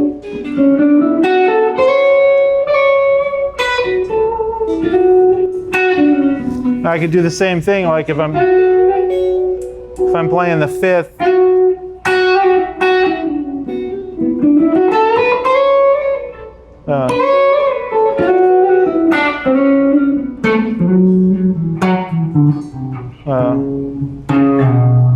You know.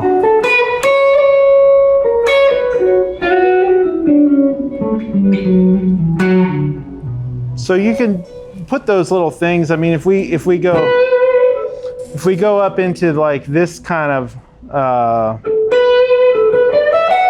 I do a lot of things between.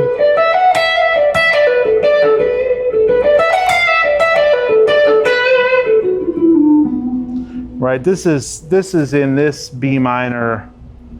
This would be like, if we were looking at the cage shape, it would be a C shape with B in the root, all right?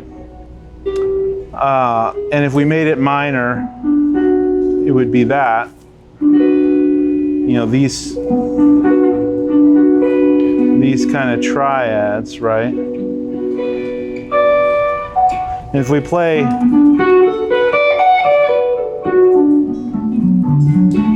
there's a B minor 7 arpeggio. If we play the B minor pentatonic, right? So again, like knowing all that kind of basic fundamental stuff in that position. Yeah.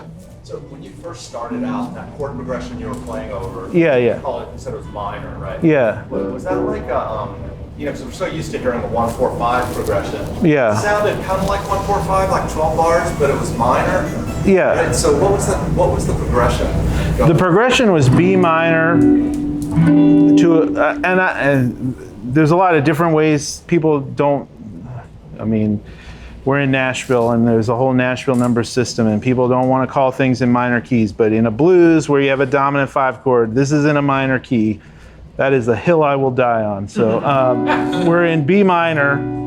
So the 4 chord is an E minor, and then you have a dominant 5 chord. So you have F sharp 7. So again, talking about how, the blues is like deceptively tricky, is that this F sharp 7 chord, in diatonic harmony, the dominant chord is always the 5 chord, right? So if we were playing an F sharp 7 in diatonic harmony, that would belong to the key of B major, right? That would be 1, 2, 3, 4, 5, 6, 7, and then back to B major. So when we use a dominant chord to resolve to something else like this, that's called a secondary dominant chord, right? So or I call it a functioning dominant chord. Different language for the same thing.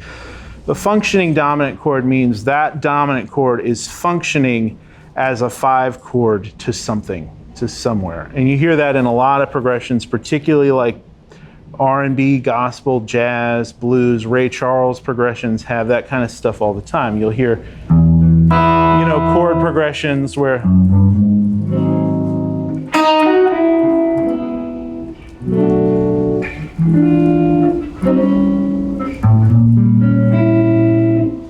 these kind.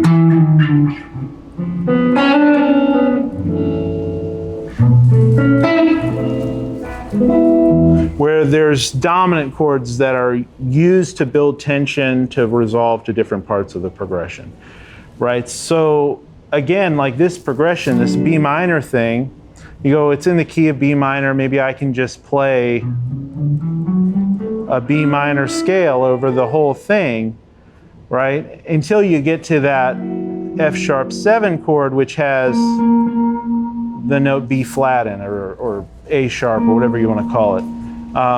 That note is not in the B minor scale. It's not in the B minor pentatonic. So this is where it's helpful to know your chord tones, your arpeggios. If you can quickly go, okay, F sharp 7 in this position,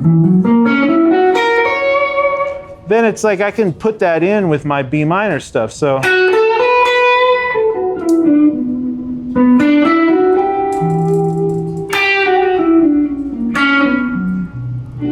now I go to the 5 chord.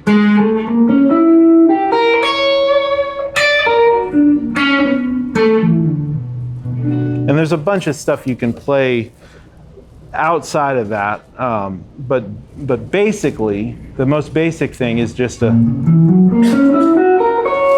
play that arpeggio. That's why, you can get into a lot of scales and things you can play over that particular chord. Like a lot of people, like the harmonic minor scale, B harmonic minor scale, which would be a B minor scale with that B flat note in it, is, if you wanted to think about it in terms of scales,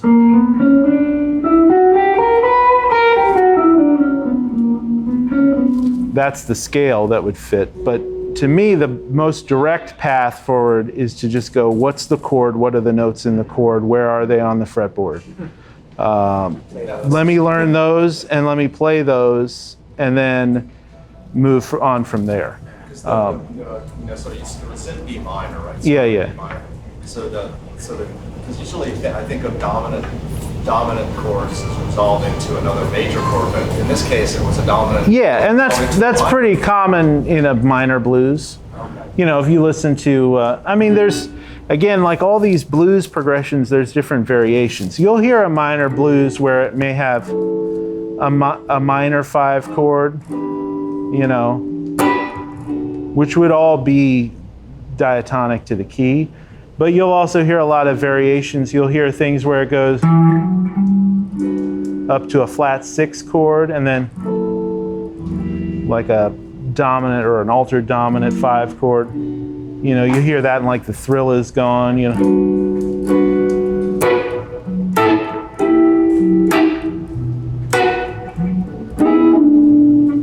Or you'll hear a dominant or a 9 chord for the flat 6 chord, and then a dominant 5 chord. There's all these different variations, and again, there's like a lot of different things you can get into, but the simplest way to deal with all those things is to just know the chord tones. So if we're playing like a G major 7 chord going to an F sharp 7 chord, if I know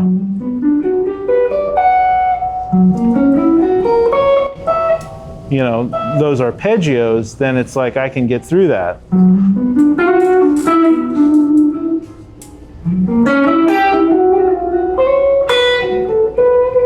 Right.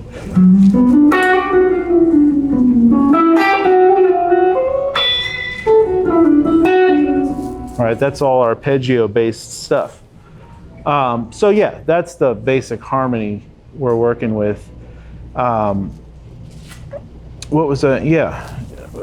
Any other questions regarding that? And then I'll get into some. Would now be a good time for us to try what you were saying, so you could correct what we're doing? Yeah. Yeah. Let's see here. Let's see if we can. What's the way we can do this in the most organized way? Maybe we can put another chair up here and kind of, anybody that wants to kind of come up and play a little bit. Maybe we'll just play down like a couple choruses of a blues, and I can kind of see you guys play and hear your touch, and we can just kind of talk about it, and maybe that could be like a jumping off place for some other discussion. How about that? And we can plug this amp in.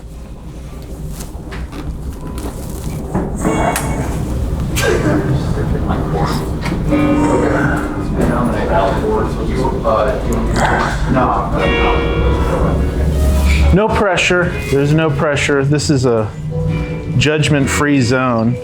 At least for you guys, not for me. You can judge the shit out of me. I don't care.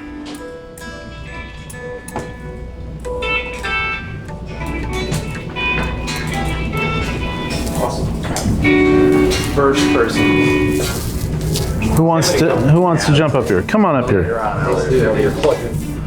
Yeah, we'll plug into the big amp up here. Cool. Plug him into this guy. Right? Yeah, I'll plug it in once the guitar's in, so it doesn't make a big snap on the speaker. It doesn't have Yeah, wherever. Yeah. Yeah, it's about here. No, that's just the volume. Just kidding.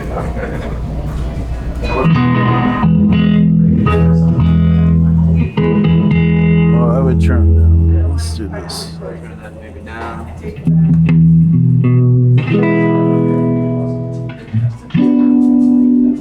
The second lap, Mark. All right, here's how we'll do this. So I'm gonna play the track. I'll play the first 12 bars through, and then you play 12 bars through, and yeah, play whatever you want. We're doing the B minor one? We'll do the B minor blues. So let's go back to the beginning here. All right.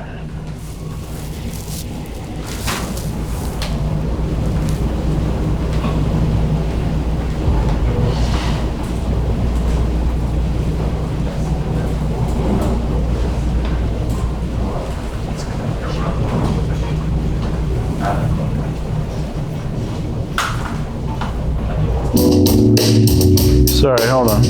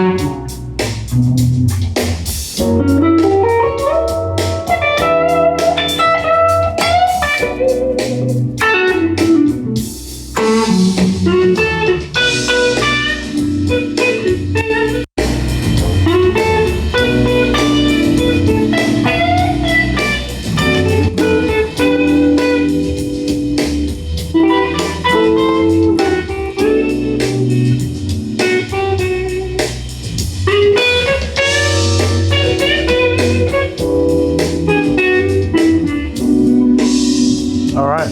All right. Cool, man. Yeah, give him a hand. All right, man. Cool. Well, so yeah, there's a couple things. So first of all, you got a lot going on. Like with as far as the phrasing is right on. You know, like where you're placing things is in the right spots. And I mean, obviously, there's no like right or wrong answer to that, but it sounds good. That's the only. You know, that's the only thing that matters. Like, are you playing too much, or are you playing in weird places? But you've got that under control. The sound is good. You know, one thing I notice out of the gate is I feel like you're a scale kind of player. Yes. Yeah. So, because I noticed like a couple things, and this is like typical stuff that I experience and a lot of people experience. Like, you come out of the gate, and this was what I was talking about, where you playing, you know, playing that note strong over that B minor chord, where you go, okay, that's in the scale, that's in this minor pentatonic box, but you know, it's not wrong to play that note, but is that necessarily the most meaningful note to play over that chord? It could be cool. This is the other thing where dynamics and feel and phrasing come in, because it could be cool if you maybe hit it a slightly different way. It seemed to me a little bit like, okay, maybe it's not super intentional. Maybe it's like a little bit of like, you know, what I call meandering through the scale, where you're just kind of like, okay, I know this works. But you know, if you were like, okay, this is what I want to play, you know, then it's like, well, how can I hit that? You know?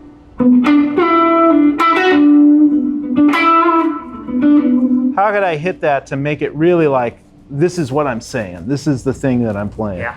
And then again with this note over the B minor chord,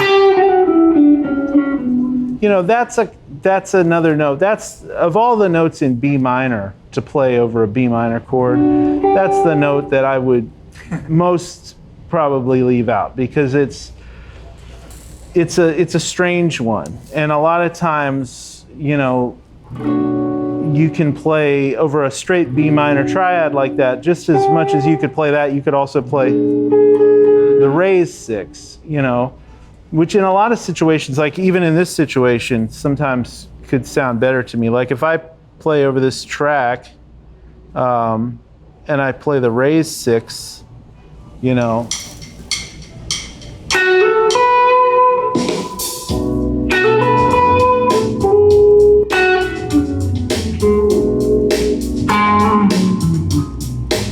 and then right here, play the flat six, because that's the third of the chord.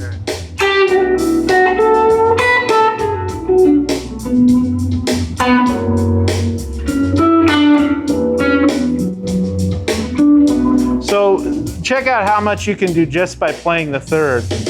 There's the third of B minor. Right? Then the third of E minor. Third. Now the third of F sharp.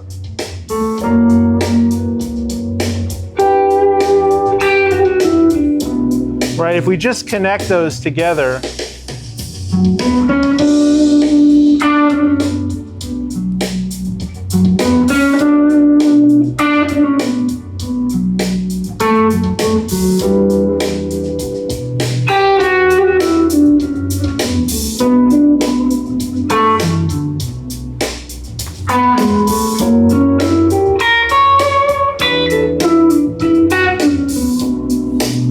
so,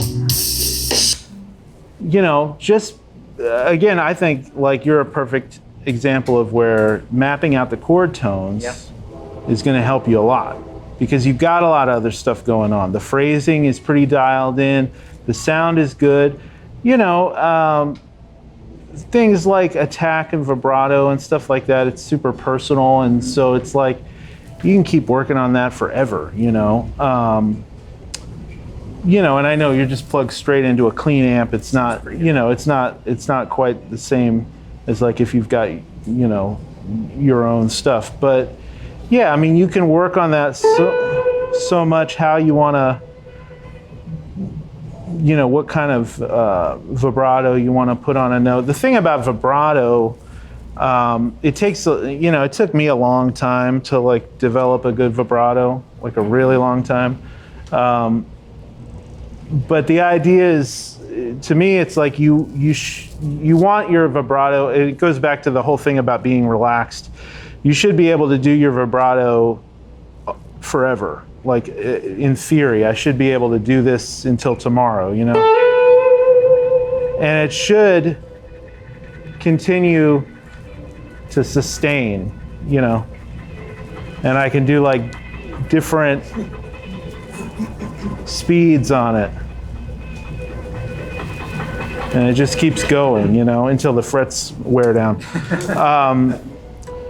But, you know, so like messing with that technique to get that happening.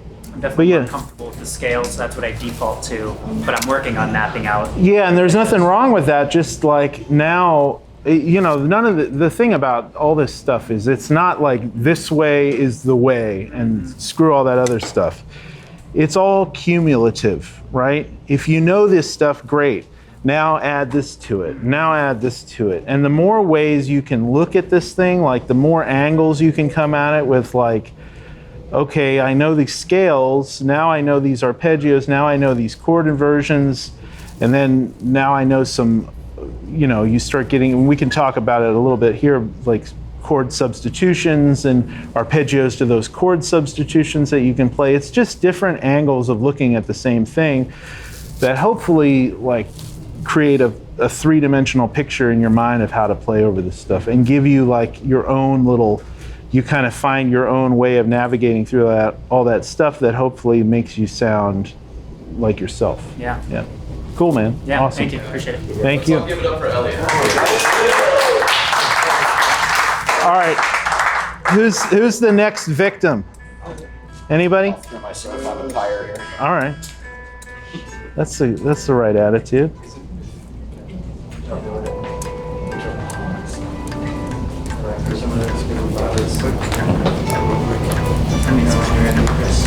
Hey, Jack. Yes. You're picking out chord tones. Yeah. You're just playing with the third there.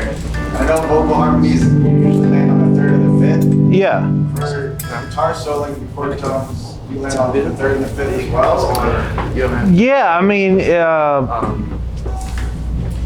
you know. Well, here's the thing. Like the third really defines whether the chord is major or minor. So it's a really strong note. Like any B chord is going to have a B root note. And unless it's like diminished or augmented, it's going to have regular fifth. So like your basic major and minor chords have the root and the fifth the same. But the third really defines the quality of the chord. And the seventh too, if it's a dominant seventh or a major seventh. So those notes have a certain tension and a color to them because they're defining the actual quality of the chord. So even if I play a simple melody and I just land on the third, you can like hear that chord change happening. Versus if I play the root, I mean, you can hear it too, but there's a certain like extra level with the third.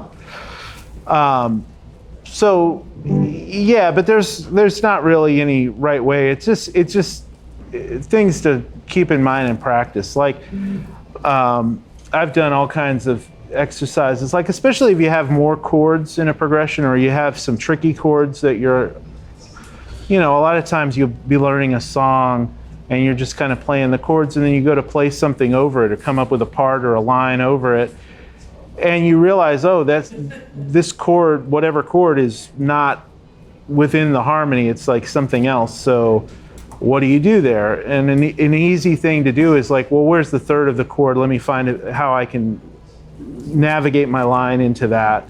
And then that may lead you to other things you can do, you know. But certainly, yeah. All right, let's play some. I will play the first time through, and then you take it away. Let me tune my guitar here real quick. All right.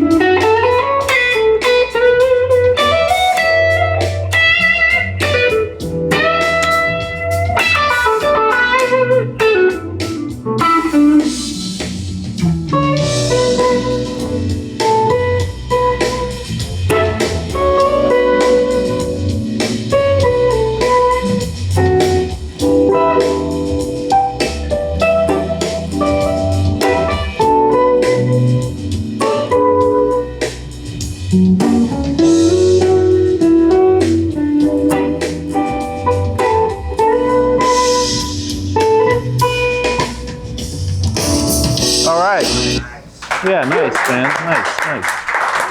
Cool, man.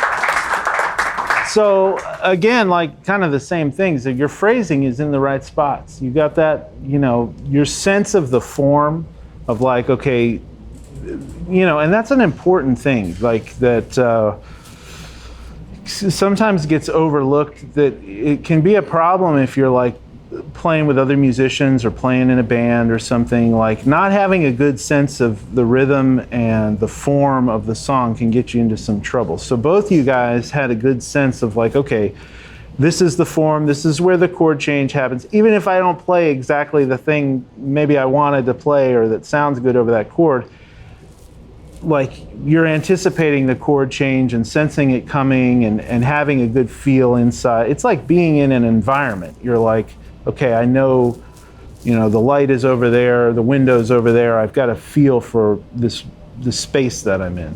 So that's really good. You know, again, it's kind of very similar actually, because it was like the sound is pretty good. It's you know, you're not like squonking out on notes. Everything's ringing clear. It sounds pretty full and nice. Like I can tell when you're meaning to play a phrase or play a note, it's like, this is what I'm meaning to play, and it's there. A couple spots in there, and I you know, I know you could tell too, it's like, okay, that's not what I intended to play, or that's not really. Major, chord went minor. Exactly. So that's just a matter of, see, this is a good thing that we haven't mentioned yet, but like what we're doing right now, you could say is kind of like, I mean, it's not that dissimilar to playing a gig, right? We're playing in front of a bunch of people. It's not like a high pressure situation, but there's a little bit of pressure, like a healthy amount of pressure where you're like, okay, I don't want to fuck up royally in front of everybody. Let me like try to play something good. You've got a track that's holding you rhythmically accountable. The chords are going to change, the rhythm. You can't just stop and start over if you make a mistake. You got to keep going. So situations like this where you put yourself in a little bit of pressure and this is where you really test, like, well, how much do I really know? How do I really know this? And you'll notice things like that where, you know, you go to a chord change and you're like, okay, I didn't nail that. I didn't play what I wanted. I played something else. So then you take note of that in the back of your mind. You go, okay, I'm gonna work on that specific thing. And this is the kind of thing I do. This is why I like playing regular gigs all the time, where I get to stretch out and improvise, because every gig I play, there's like a dozen things that I'm like, I screwed that up. I got to do, you know, a lot of times it'll be like, you know, I'm trying to venture up the fretboard or go down into a different position, and yeah, you have a brain fart and your mind goes blank and you're like, oh, what am I doing now? Where am I? And then you go, okay, I need to work on that. I need to work on like navigating through these changes as I move around the fretboard in different places. And it's really song specific, because it's like, well, these particular chord changes at that particular tempo, maybe it's a rhythmic thing or a phrasing thing. I try to go into a faster line and it falls apart, because I haven't worked on that, you know, and I'm just improvising, so things are happening. But then you can go and you can practice that stuff specifically. So this is why it's great to play with other musicians. This is why it's great, even if you're by yourself playing with a track or something, and just play as if you're kind of giving a performance, because then things become clear, like where you're at with them. So it's kind of the same thing I said to him, as far as, you know, just slowing down a little bit and taking some time with each chord and working out some moves. And I know, you know, I'm kind of putting you on the spot with this track, because it's not like something you maybe worked on a bunch leading up to this, but you can take a song like this or anything and work out moves specifically to get from chord to chord. So, you know, if we're playing, you know, if you're playing this kind of stuff,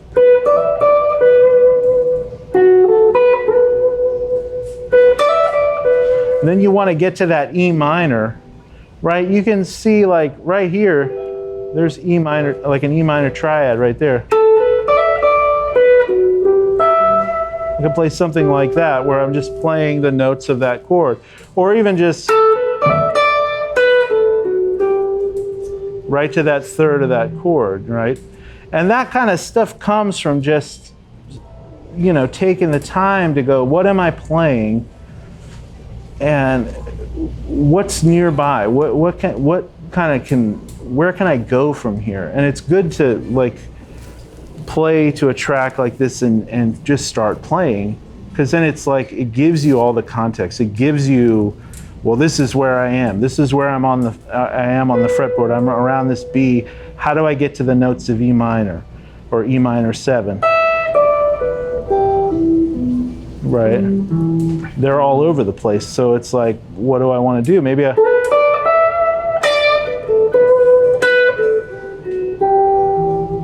want to do that, or maybe, you know, maybe I want to do something. You know, I can go anywhere with it. But you work out these little moves, and hopefully you find some that you go, that sounds good. I like that. That's like, and then those become your thing. You know, those become your little way of navigating through those chords. And then it's just building on top of that, because if you do something that takes you up here, you know, over E minor, now you're up here. Now you got to figure out where you're going to go from here. So, you know, there's B minor right there. And then I got to get to F sharp. There's F sharp. There's E minor. There's B minor, right? So this is where like working in the positions is super helpful, because if you go B minor, E minor,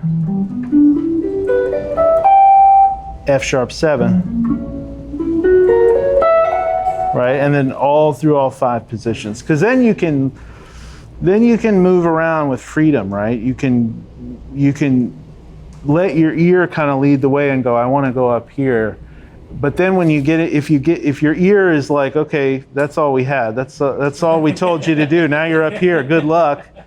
Then you go, okay, that's when the fundamentals can kick in, and you can look at the fretboard and you can see these chord shapes. Like I could literally, if I'm up here and I want B minor, I'm literally, like that's a very easy thing, I feel like, to kind of visually see right there, right? And then if I've practiced it enough, I know that's the arpeggio that fits that chord. And then, you know, whatever scale I want to play that's kind of right there too. Yeah, so that can kind of help you out in a pinch where you go, okay, I'm up here and now, and then you just keep building on it and keep practicing it. And, you know, I spend a lot of time practicing standards like jazz tunes, and I used to spend a lot of time practicing Ray Charles progressions because they had a lot of chords. It was specifically like, there's like 12 chords in this 8 bars, you know, so I have to navigate through them, you know, and it's like, what's that? What's that? George on my Ray mind. Charles. Oh yeah, songs like that. The perfect example. Yeah, those are, you know, like as a practice exercise, but you can do it with this stuff too, with blues. I mean, that's, you know, yeah. So yeah, Thanks, man. great job. All right. While they're swapping out, I have a quick question.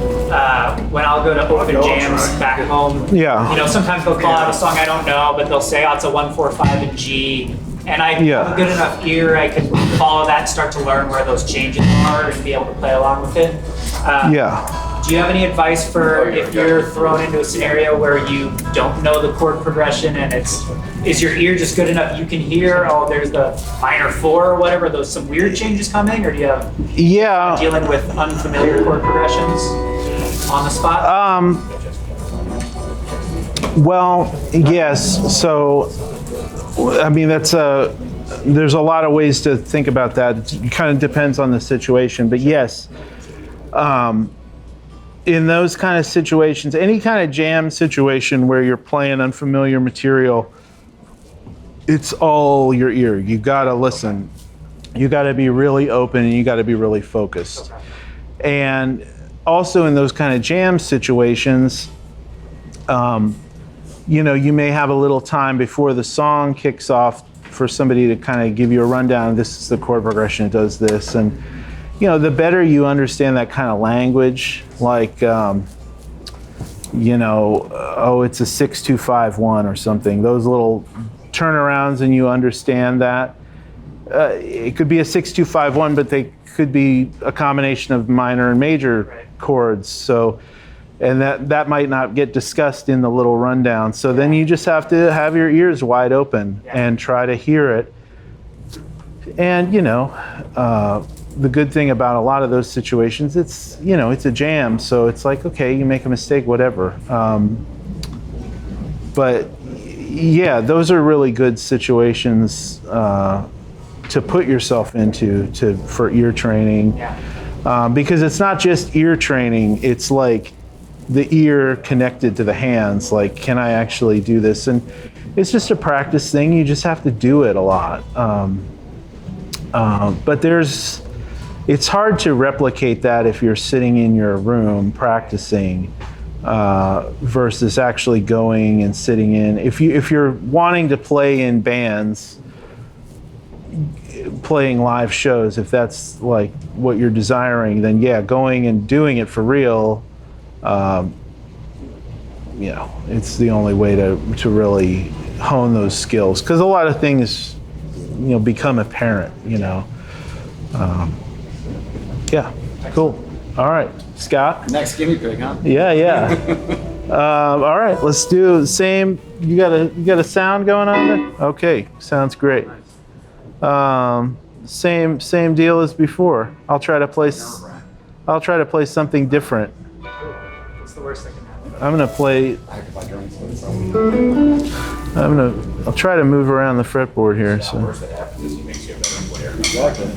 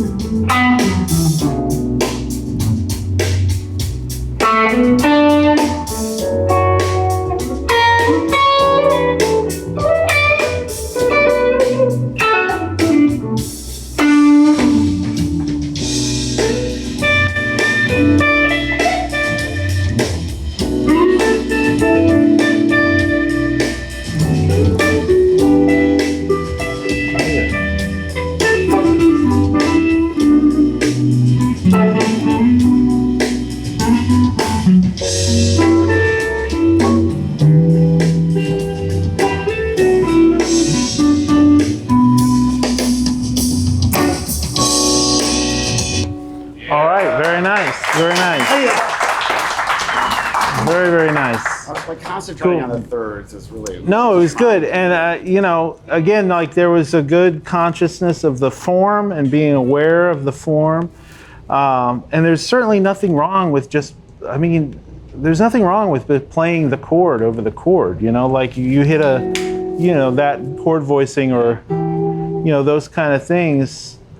There's nothing wrong with that, you know, especially when you're learning this stuff, to actually hit that chord and go, okay, in the moment, let me just really know that shape in that position, because then it becomes easier to break that apart, you know, and start to find the single notes within it. The thing that I would say, and this is kind of what we were talking about before over the other backing track, is a little bit more of the like building motifs and building themes, because there was the first thing you played, you know, was kind of a minor pentatonic thing, you know, something like that. You played. Well, it was cool, and then I was like, in my mind, I'm like, repeat that, play that again. Yeah. And then you kind of went off into another thing, which still worked, but it was like, man, it would have been cool to do.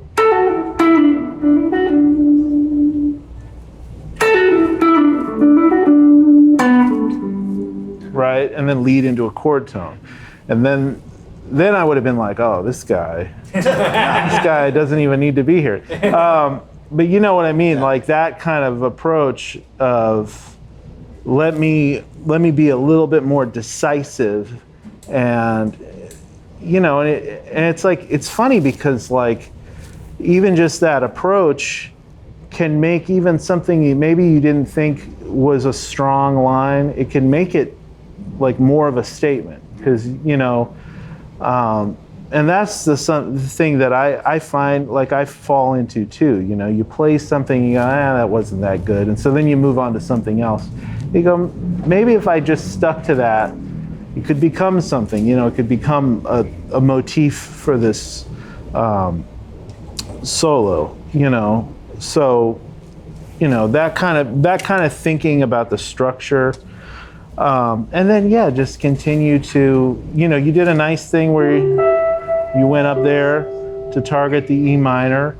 You know, there's one of the things that we kind of touched on before is that like these notes to these chords are everywhere, right? So if I'm going to E minor, it's like I've got the minor third right there, right there, right there, right there, right there. I've got it wherever I am on the neck. So yeah, if you're playing, being able to find it right in that position,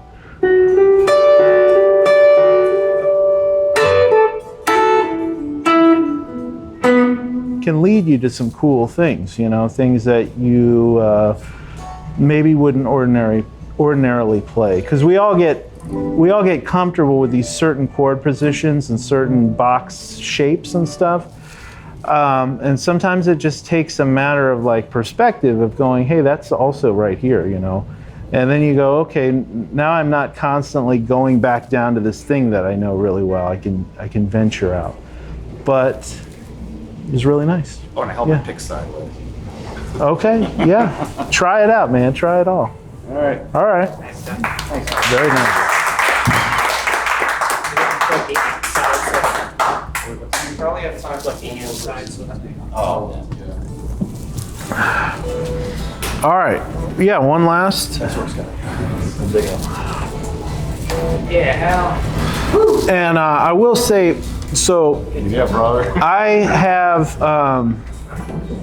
have 3 full solos notated and tabbed out that I prepared. One is to that shuffle track we were playing earlier, and one is to this track. And then there's also a slow blues, which we didn't get to. But I've got copies for everybody. They're just solos that demonstrate a lot of the things we talked about. There's a lot of thematic kind of motif stuff in there and arpeggio stuff. They kind of build, I think each solo is like 3 times or 4 times through the form. So they kind of build as you go, and they start out pretty simple. So I'm also going to post, I think I'm going to post videos of me playing them on YouTube. Or you can play before you leave. Capture. Well, they're just kind of improvised solos, but I notated them all out. So yeah, some take-home material to kind of, you know, so you're not like, what the hell did he talk about for 2 hours or 3 hours? You can kind of go, hey, I heard him play that lick. Let me steal it. Nice. So yeah, all right.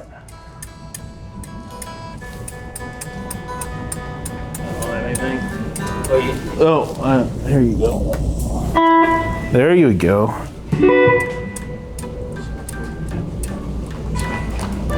At least they got decent amps around here, you know? Oh man, that's some nice guitars too. It'd be funny if they had like some Peavies back here.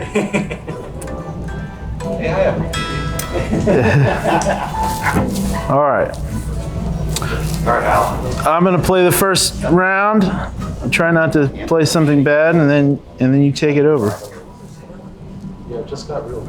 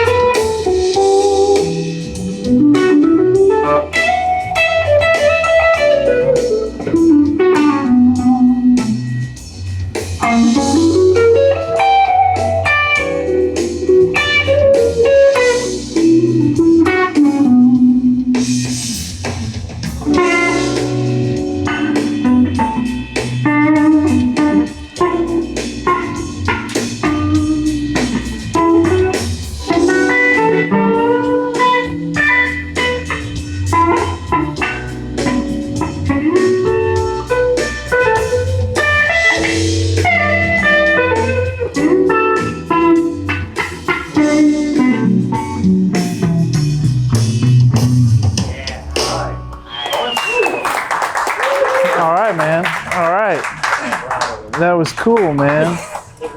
I'm as nervous as a war in church. Oh, you're all good, man. Nice work, Al. Yeah, man, that was nice. That was some good phrasing, some good. It's kind of funky, man. You got some funky stuff happening there. Nothing like you've been talking about. No, it was good. I mean, one thing I'll say about all of you guys is the sense of the form and like understanding like, okay, this is the beginning of the progression. This is where I'm going to play. This is where I'm going to play something, and this is where I'm going to leave space, and this is where the chord change is happening. it seems like everybody's got a handle on that, which is great, because that can be a real challenge if that's not there. I would say you played some really nice phrases. One critique I would have is a little bit about, you know, getting the notes to ring out, getting the notes to ring clear and to sustain. You know, it's cool to kind of, you want to have control. The main thing is like having control over how the phrases sound. So if you want to do like, you know, kind of a staccato,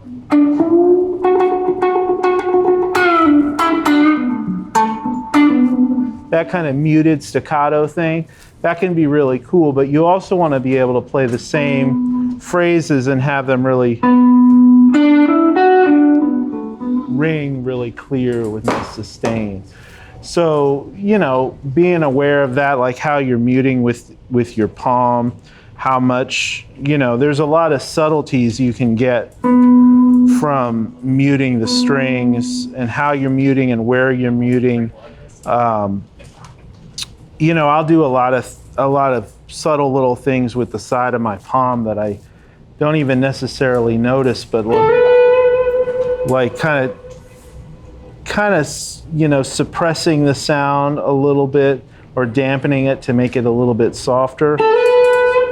You know, but you don't want to choke it off, you know, and you don't want to hit it and not get a sound from it. So, you know, just messing with the variation of that and how you're playing.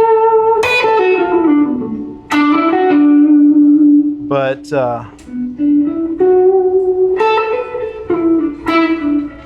there's nothing wrong with playing soft, you know. Just experimenting with that, how you're playing. That amp intimidated the shit out of him so Oh yeah, yeah. You're fine. We'll drag some Marshalls in here next time. Yeah, but it sounded really good, really good. Yeah, man. All right.